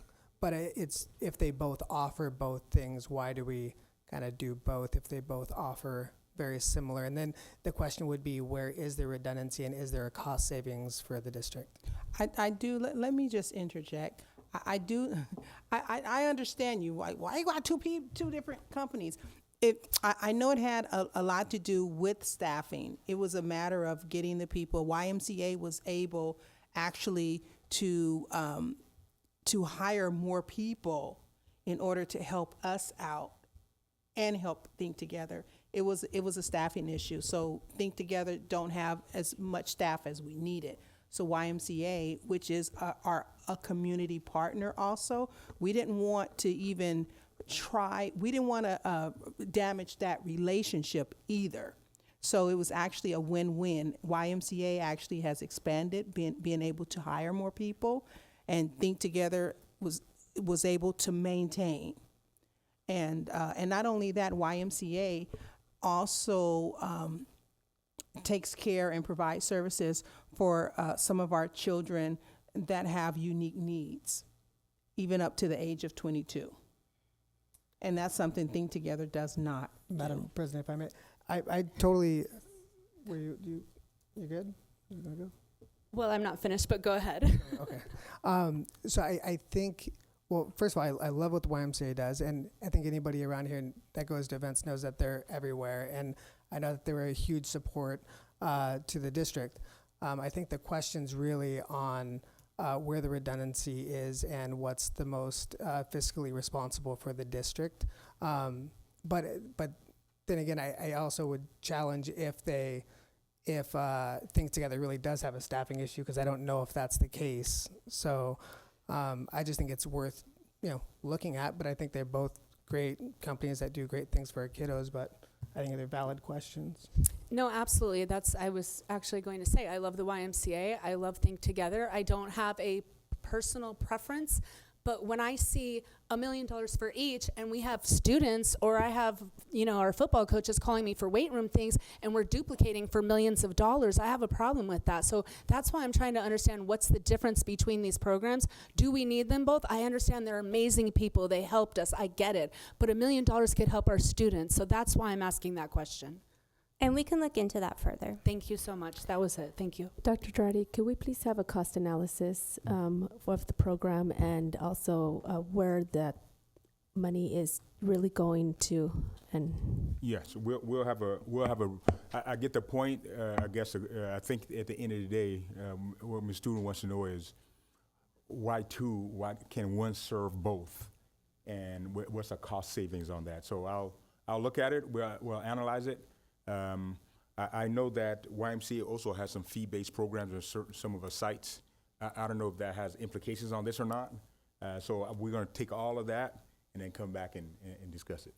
And Dr. Girardi, I'm not necessarily saying that we have to get rid of one or the other, but are we duplicating, and if we're getting the same services, I guess that's more of my question. Yeah. If one is only doing before and one is only doing after, then yeah, we need both of them. Yeah. But when I see that there's not a lot of differences in the amount we're spending, I think that's why I'm asking that question. Oh yeah, I think if we were to go to, say, for example, think together and say, can you do these things? That let's say they're not doing that YMCA is doing, I'm sure they can cover that. So what we have to figure out is, do we want to use both? Is there a need for both based on what they offer?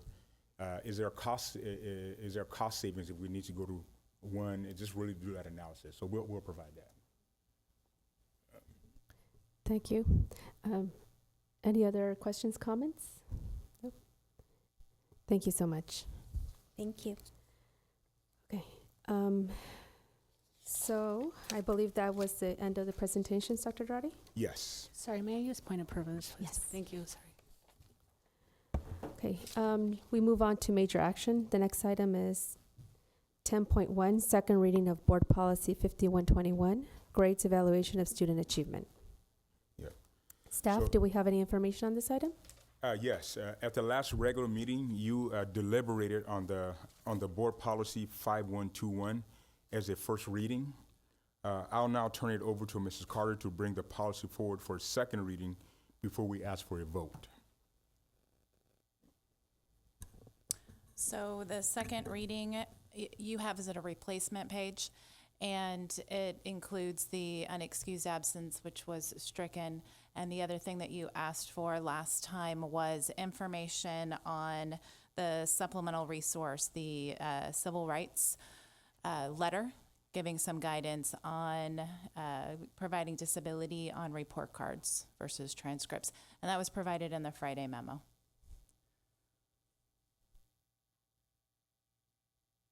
Thank you. Any? So, yeah, at this time, if there's any questions, Yes. you're changing anything or approving. Do we have any questions, comments from the board? No? So not hearing any, do I have a motion to approve Agenda 10.1, second reading of Board Policy 5121, grades evaluation of student achievement? So moved. I second. Roll call? Ms. Armstrong, Aye. Dr. Alhessan, Aye. Ms. Stewart, Aye. Mr. Critchfield, Aye. Mrs. Garza. Aye. Thank you. Next item is 10.2, revised Board Policy 5116.1, intra-district. Staff, do we have any information on this item?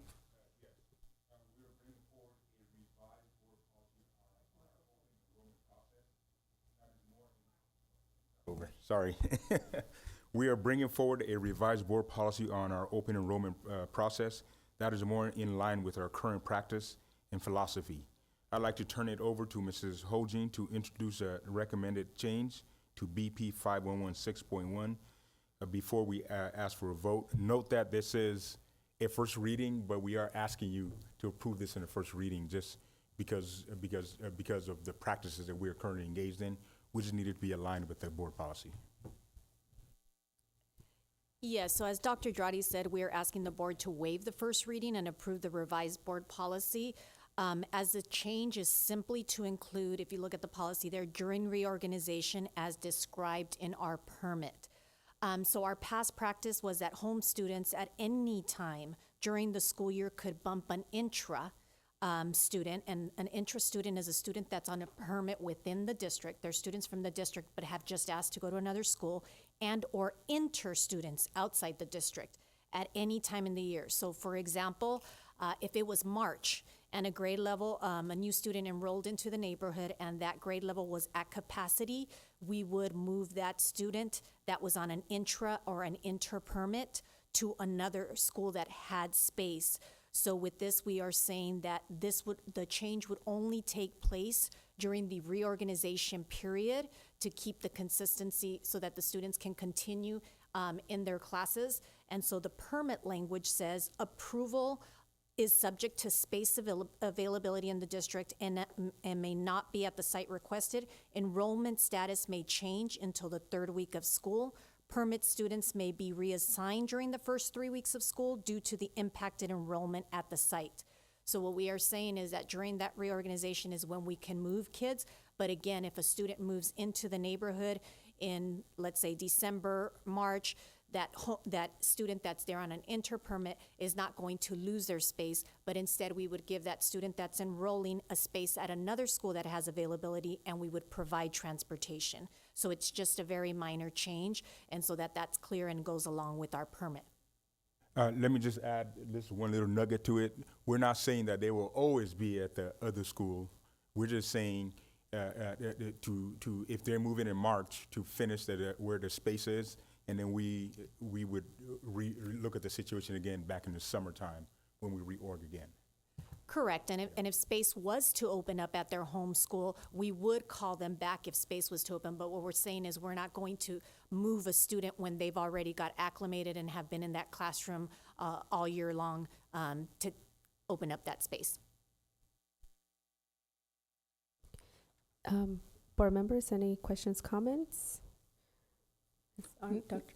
Well, I read it and I agree. I had some questions, and just because I wanted to make sure I was reading it right. And I think it's a very good, simple change because we don't want to disrupt another kid's journey in the middle of the year when another kid comes in. And I understand that when the next year, that kid that just moved in March or late in the year could very well be at their home school the next year. So, because the enrollment changes, So I'm thank you. That was a good change because it was an issue before. Dr. Trade, I know I spoke with you about this week. I guess my question was, I let him know that there's just a concern that, this is kind of drastic and it's not advantageous for our students sometimes when we're moving a whole bunch of people in 3 weeks time. And so I know we had talked about that. Can you kind of just expand on this process and how there is a possibility to make this better? So our current practice, the reorganization, is a practice most school districts deal with. And each community is unique because it really has to do with getting commitments from your community about who's going to be in school. Right, so let's just say if I'm at Clovis Unified and Fort Washington's elementary school where my kids went to school, the first 2 weeks of school, every district is looking at what we used to call it counter whites of their eyes, meaning we have the enrollment on the computer, but we need to know that actually they're going to be there or not, because a lot of times things happen over the summertime. People move, and when you're moving, sometimes you're scrambling and you don't call. Just like you call PG&E and everything else, you got to call your school and say, I'm not coming to your school anymore. Sometimes that doesn't happen. So what we have to do is even though we have the enrollment numbers, we have new people come in and all that, we don't know who's here yet while we are collecting students. So during the first 3 weeks, we're trying to calibrate who's here and who isn't.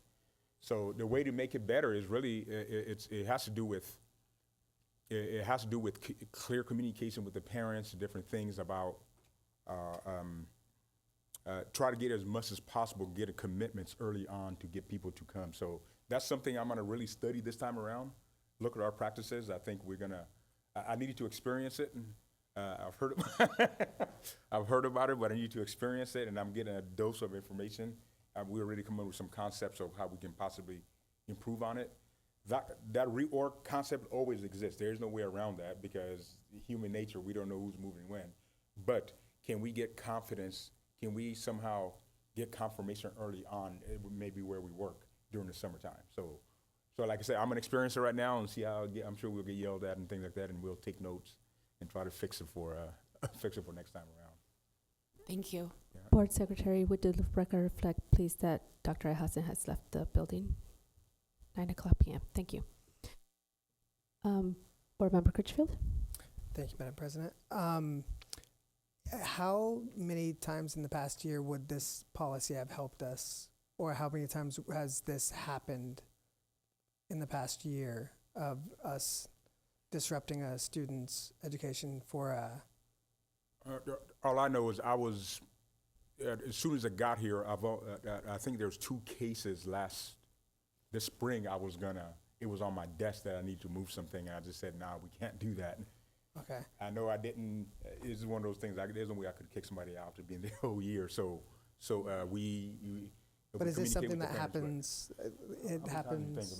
We do experience it about 3 to 5 times during the year. Okay. And it is, as Dr. Dradi, something that's difficult because, Right. again, you have students who have got used to their classroom. So Right. it's- Yeah, I know the whole reorg process is totally necessary, and I don't envy any of the decisions you guys have to make because I know it's really difficult. Would it be possible to, after the first few weeks, to kind of like look at that data and how many students we had to move and kind of what that looks like? I think it'd be helpful for us to have a solid understanding along with you as we learn the process as well. Thank you, Board Member Critchfield. My question is, as we are moving now to a earlier start, you say that we will be completing this reorg by the 3rd full week of school. I'm assuming that now we're going to be looking at it like in the 3rd week, like you say, in the 3rd week of August, not necessarily in October anymore, correct? That timeline will change. Correct. That's actually labor agreement language. That's in our labor agreement that we have to follow. So yes, it's the 3 weeks from the start of school. Okay, perfect. Just wanted to get clarification on that it's not still October. Okay, I don't think can you just define for, public purposes and my own, just confirm, school of choice. What is a school of choice? So we have a time period when parents can apply to for their students to attend certain schools that are open for school of choice in the district. It is a lottery system, and if they are selected, then it becomes their home school. So that now, for example, the ILC is a full school of choice. So once students start going there, that now becomes their home school. If other schools, if they were, for example, that through the lottery, they got a space at Woodruff, that now becomes their home school versus their boundary home school. Okay, thank you. I think those are all my questions, but Dr. McCritchfield? Just one follow-up on that. What makes a site or a school eligible to be a school of choice? We look at enrollment and the availability based on the current enrollment to see if there's going to be enough space to allow students to make that now their home school. Okay, so it's basically if there's space, then they can apply. Okay, thank you. How many school of choice schools do we have currently? Currently, our only full school of choice is the ILC. That's our full. Every student who is there is now technically a school of choice, and that has become their home school. At our other sites, we have students that are there based on the lottery system. So it just depends every year which schools we select to be school of choice based on the current enrollment that's there, and what we're seeing is going to roll over to the next grade level and seeing if there's going to be enough space. So it's not going to be the same schools every year that we select as school of choice. So would ILC be a full school of choice because it is a specialized program and That's originally how it started, and yes. Okay, Mm-hmm. thank you. Yeah, there's no school boundaries with ILC. Thank you for that information. And actually, some of our parents who, by the reorganization process, select ILC as an alternate. When we have space, we give them as an alternate, and then that becomes their home school. Thank you. Any other questions, comments? All right, hearing none. No, I mentioned something already about this. Oh. I was, before you move on to the next section, I need a point of personal privilege. Please excuse me. Yes. Okay, do I have a motion to approve agenda item 10.2, revised board policy 5116.1, intra-district open enrollment? Yes. Second. Roll call, please. Noted. I put her down as a yes. Ms. Stewart? Yes. Mr. Critchfield? Yes. Mrs. Garza? Yes.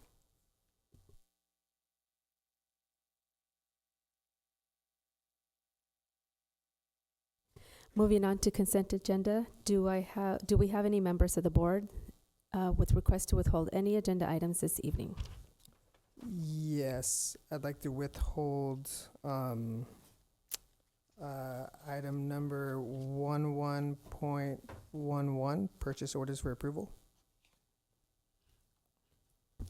Yeah, staff has recommended that already. So, I know on the script we had yes.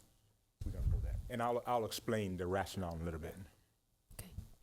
Any other items that need to be withheld? Okay. Hearing none. Do I have a second? Second. Sorry. Yes, I need to make the motion first. There's no need for a second. Any member can pull the item, and then the motion can be to subsequently approve the remaining items on the consent calendar.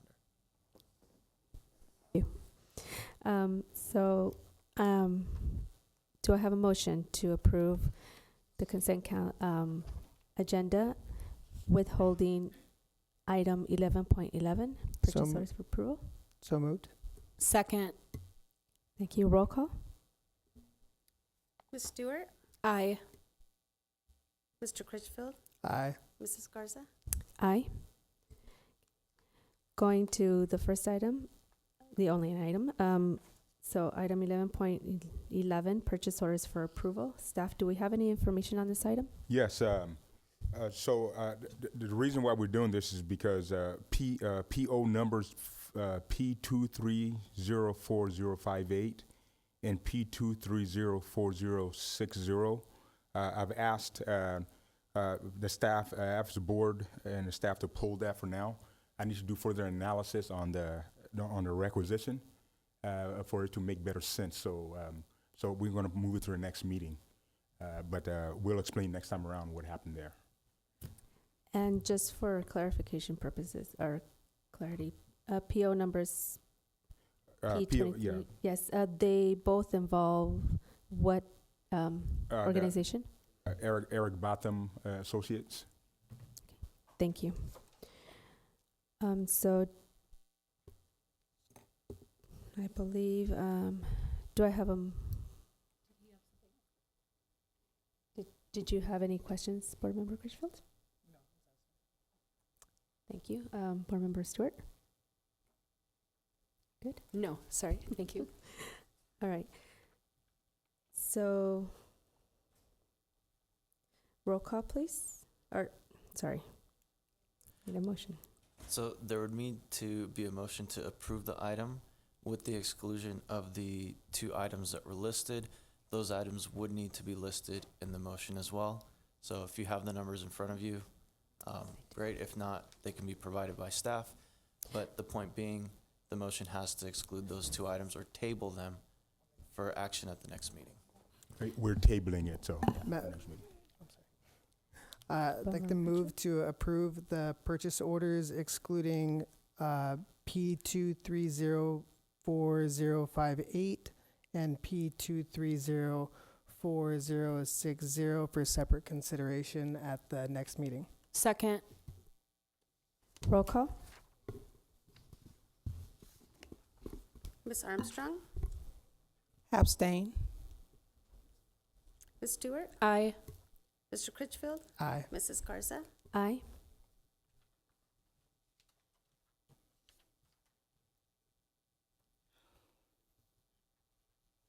So now we go on to our new business. Do any board members wish to add a new business item on a future agenda?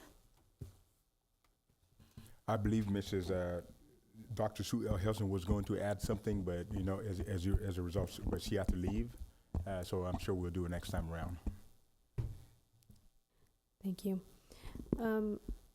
I would like to have the board look into a board self-evaluation as we are taking, starting our superintendent evaluation as well, please, for consideration.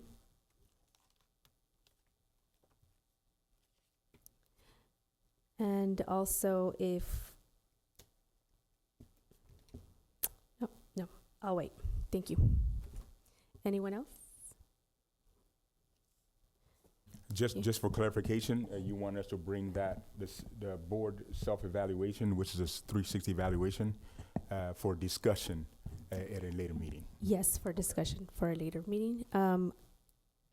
If possible, about how much time would we need to give staff?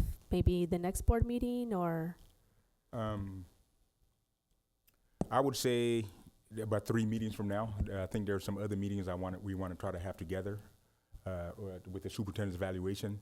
That'll connect to this here. So I think tell you what, let me think through a timeline, and then I'll put something in the Friday memo as to when we would do that.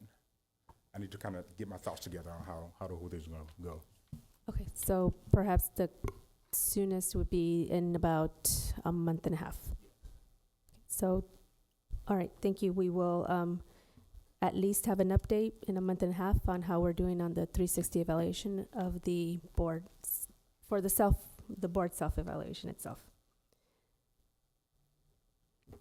Thank you.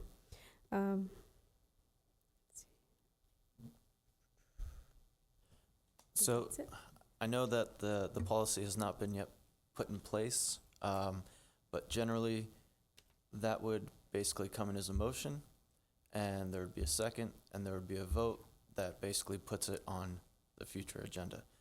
No discussion takes place among the board. It's simply to put this item on a future agenda and direct staff to do so. Thank you. Point of order question, do we just introduce those new items at on the dais at that meeting? Yeah. Okay, thank you. So I move to have a board self-evaluation in update with information for the board to discuss in a month and a half. That would be in 3 meetings from now, regular board meetings, to see if we can bring it onto the agenda. Do I have a second? Second. Roll call, please. Ms. Armstrong, Aye. Ms. Stewart, Aye. Mr. Critchfield, Aye. Mrs. Garza. Aye. Thank you. Thank you, board members. We go on to informational item. Does the board have any questions regarding the informational items this evening? Hearing none, thank you. I'm sorry. Can we go back to the new business items?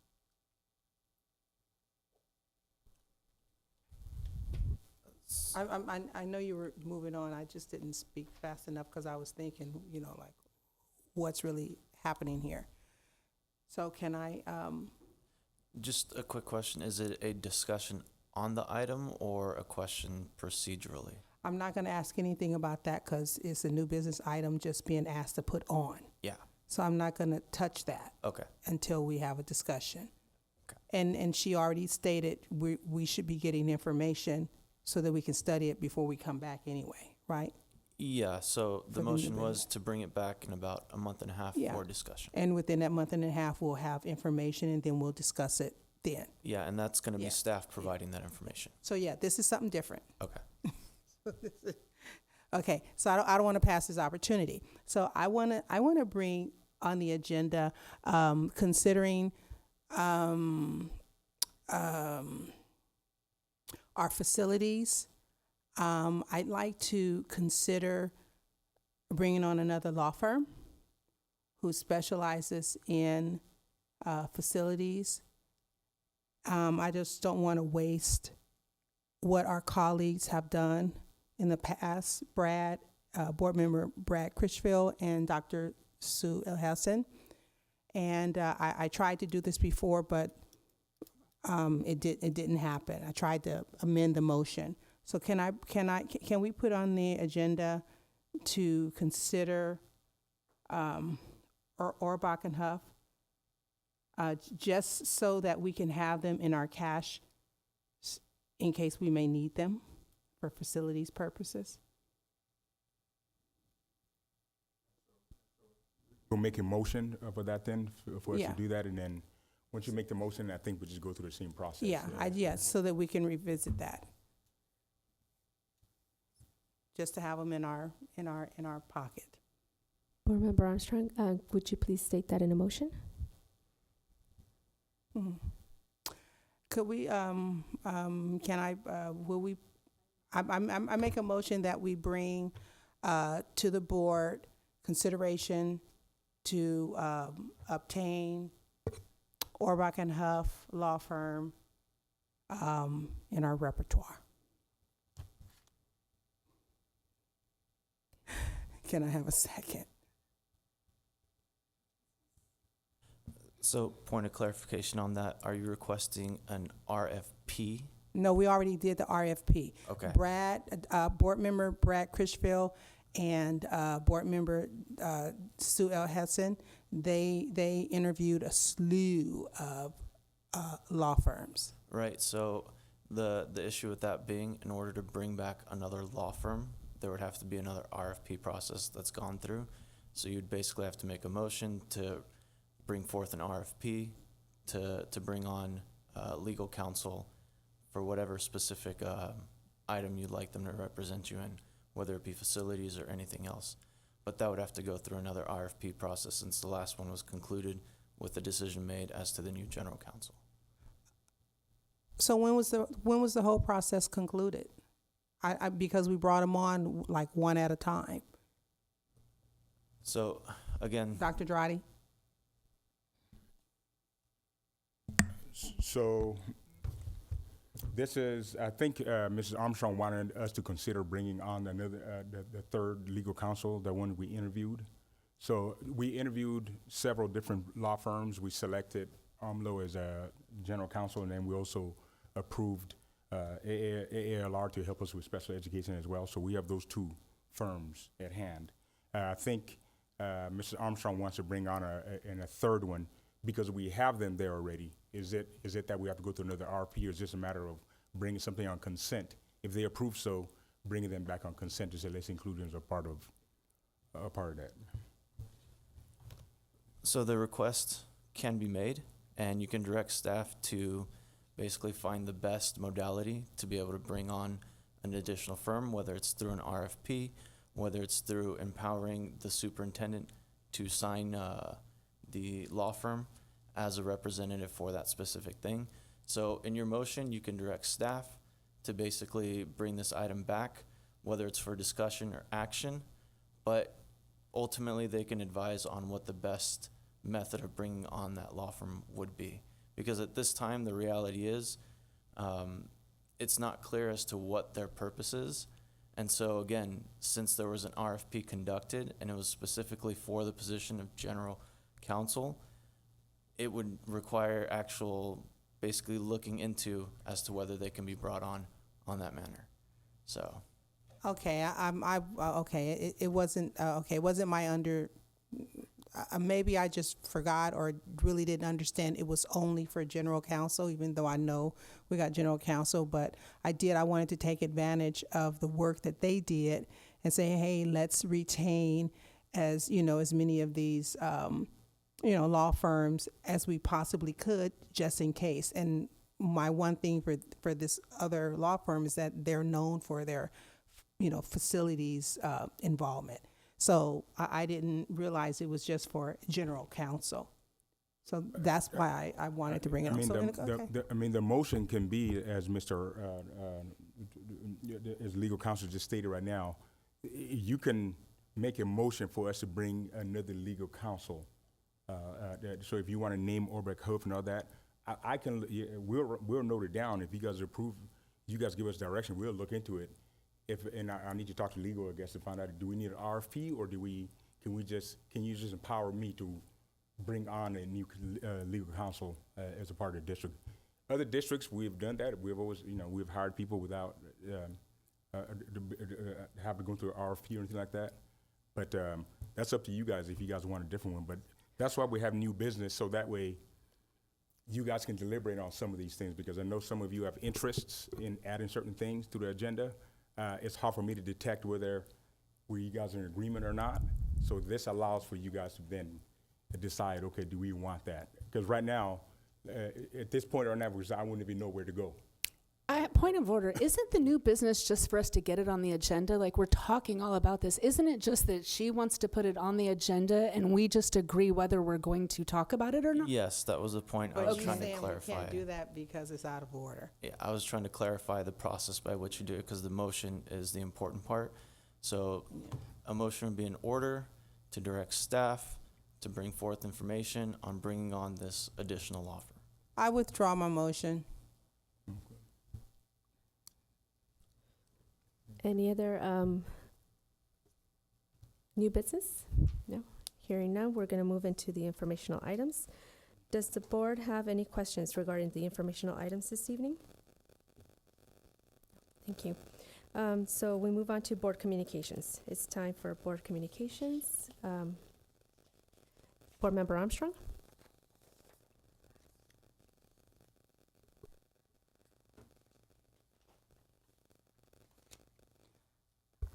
I enjoyed my summer. I enjoyed my summer, but however, I am a delegate for the National Education Association, so I have that duty for another year. So we had our annual meeting in June, July, the first part of July. I also, school business related, I attended another conference with the California Association of Black School Educators, and our theme is the de-education of Black girls and defying the odds. So we have another series focusing on African American girls. We just finished a series on focusing on African American boys and what they face in the schools. So now we're doing girls. So as far as school, that's school matters. That's all I've done, and enjoyed my summer. I'm back at work. Thank you, Board Member Armstrong. Board Member Stewart? Good evening. It's been a long month and I have a lot to share, so I'm going to go quickly. On July 11th, I attended the Lakewood Celebrates. It was nice to honor our outgoing Mayor Steve Croft and welcome our new mayor, Ariel Pei. On July 13th, I took a STEAM building tour with Mr. Diaz, and I also went along with our CSEA president, Michelle Cuellar, and our CSA, one of my friends and a CSA employee, Novella Campos. That building is just breathtaking. I especially love the design, the outside gardens, and just all the CTE classes. They're just amazing, so I'm really excited for our students to be able to use this beautiful building. From July 14th to 16th, I attended the CTA President's Conference with my colleague and President April O'Connor. This was honestly the best conference I've ever been to, no lie. And I just attended several workshops. I attended Robert Rules, Working with the Press, Union Trustee Relationships, Finding Good School Board Candidates, and Scientific Studies Behind Words. And it was just an amazing conference. I got to collaborate with so many just different presidents and different union workers, so that was pretty amazing. I just took away a lot of knowledge with that. On July 25th and 26th, I attended some professional development hosted by Dr. Topeka Jones and our REACT team in Paramount. It was improving student outcomes through cultural competence and culturally responsive teaching and the brain. I really enjoyed just looking deeper into that myself and how we connect with children, and that was a really important thing. July 31st and August 9th, I had meetings with Dr. Dradi. We discussed some things like Prop 28 funding, how we're going to be using that money, the EOP funding that we heard about tonight, community engagement, facilities and programs, including our athletics, arts, etc. I'm just really excited about the progress that we are making, and I'm just looking forward to the future here. I hear the community, and I just want everyone to understand that you have to be patient. This is a process. I've talked about how long sometimes things take, but I truly believe in our superintendent. I believe Dr. Dradi has a good heart. I believe he's genuine. I know he cares about our students, our employees, our families, and so I just ask that people are patient and that we just, support, and we I just think we're going to change the culture and the vision of our district, but we need to be patient. So I asked that. Monday, I attended the new teachers breakfast with my colleagues. Congrats to our new teachers, and thank you, Julie Stanley, for being a great host. Tuesday, I attended PTA Council. I hope people will join me in supporting them this year. Teachers, parents, colleagues, please become a member. There's 4 sites that are $10, and there's 8 sites that are $8. So my plug right now to my colleagues and our executive cabinet is that it's $104 to join all PTAs. And some of us make a good living, and I think we should support our students. So I ask and I make that challenge for everyone to join all of the PTAs. And then yesterday, it was really special for us. Vice President Critchfield and we did some site visits during the staff meetings. We went to Woodruff, Bellflower, Ernie Pyle, Washington, Baxter, Ramona, Somerset, Jefferson, Lindstrom, Foster, ILC, Craig Williams, and Mayfair. We just stopped by to introduce ourselves and to wish our staff a great 2023-24 school year. We were very touched, and how appreciative our employees were. We felt that love. We felt the same thing. So we were just really touched to be there. And we want to create a family atmosphere in BUSD. So that was one thing that we wanted to do. Culture starts from the top down, and it starts with listening, learning, being kind, and supporting each other. And we're here to do that and support you. I do apologize that we did not get to ECE, Los Flores Bay Center, Adult School, or Whitewood. I had a meeting with Dr. Dradi. If I would have had another hour, we would have gotten there. But we will be visiting in the future, I promise. And today, prior to our meeting, I attended the Rescue Generation Assembly at Bellflower High School with Dr. Avila, Dr. Dradi, Vice President Critchfield, and myself. Anytime we can integrate music, arts, and fun into our students' lives, I believe that's a good thing. So it was exciting to welcome the students and just be able to say good morning to them. We were all greeting them outside and just supporting them. So that was a really awesome thing today. So I'm really excited about the upcoming year. I wish you guys all a great year, and just thank you so much. Thank you, Board Member Stewart. Board Member Critchfield. Thank you, Madam President. Before I hop in my board report, my colleague, Dr. Hessen, she asked if I could read some of her messages that she wanted to share, so I'll jump into that. She wanted to let the community know there's a back-to-school supply giveaway hosted by Anthony Rendon, happening Saturdays on August 26th from 9 to 12. And that's at Progress Park Plaza in Downey, on Downey Avenue. Also, Dr. Hess and I also sit on the CalApps board, and she wanted to make sure I brought up our new aviation program that we've been working on. Lisa Acevedo does amazing work over there at CalApps, and this is a program that she's been working on for quite a while, and I'm very excited about it. And I think it's going to be really cool as it starts to take shape, but I'll make sure I put all that information out and give it to you as well. So we did visit a lot of campuses yesterday, and we didn't make it to all of them, but we were this close. We could have done it. I want to welcome everybody back. Like I mentioned, I did get to go to almost every campus. I even took a selfie or two. There's lots of positive energy on our campuses, and I'm really excited about this school year. for our students, our educators, staff, and administration. Like my colleague Stuart said, district culture doesn't change overnight. It does take some time. But I really am inspired by a lot of the people in our district that I think put in the effort and that are inching us towards that really positive culture. And I think that it will make the most effective, inclusive place, district out of all the districts around us. It's going to take a little time, but I know we're well on our way.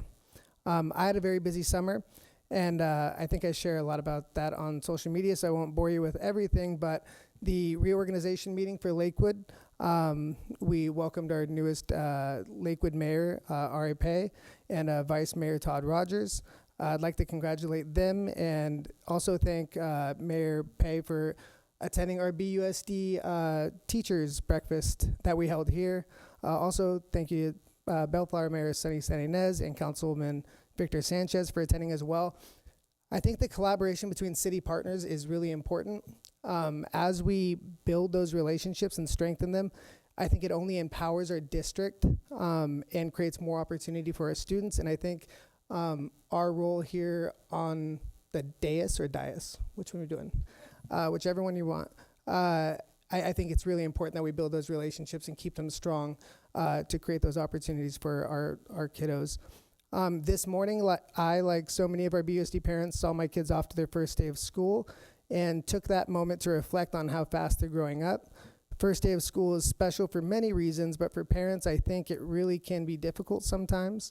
And knowing I now have a first and a fourth grader is kind of a gut check, but today, like every year, as I watch them walk into their classroom and take their seats, that feeling of nervousness that I have for them was filled again with a tremendous amount of pride for who they are becoming and the confidence that I hold in their journey here at Bellflower Unified School District.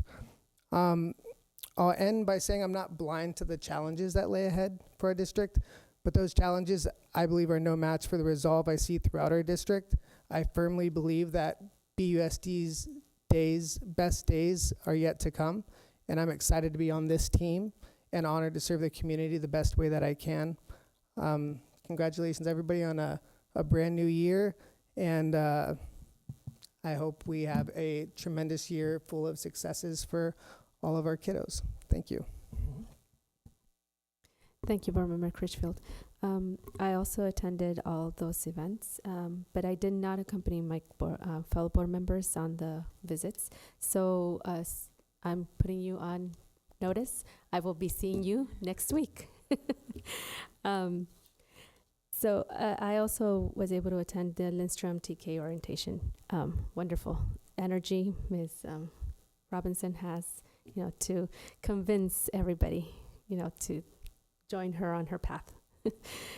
I also want to, as a way of transparency, let the public know that I have withdrawn my candidacy and involvement with Well Untapped, and there is a pending refund that will be coming to the district. So thank you so much. If anyone wants to know, you can go ahead and reach out to me via email, text, phone number. It is very public. Thank you. Thank you, everyone.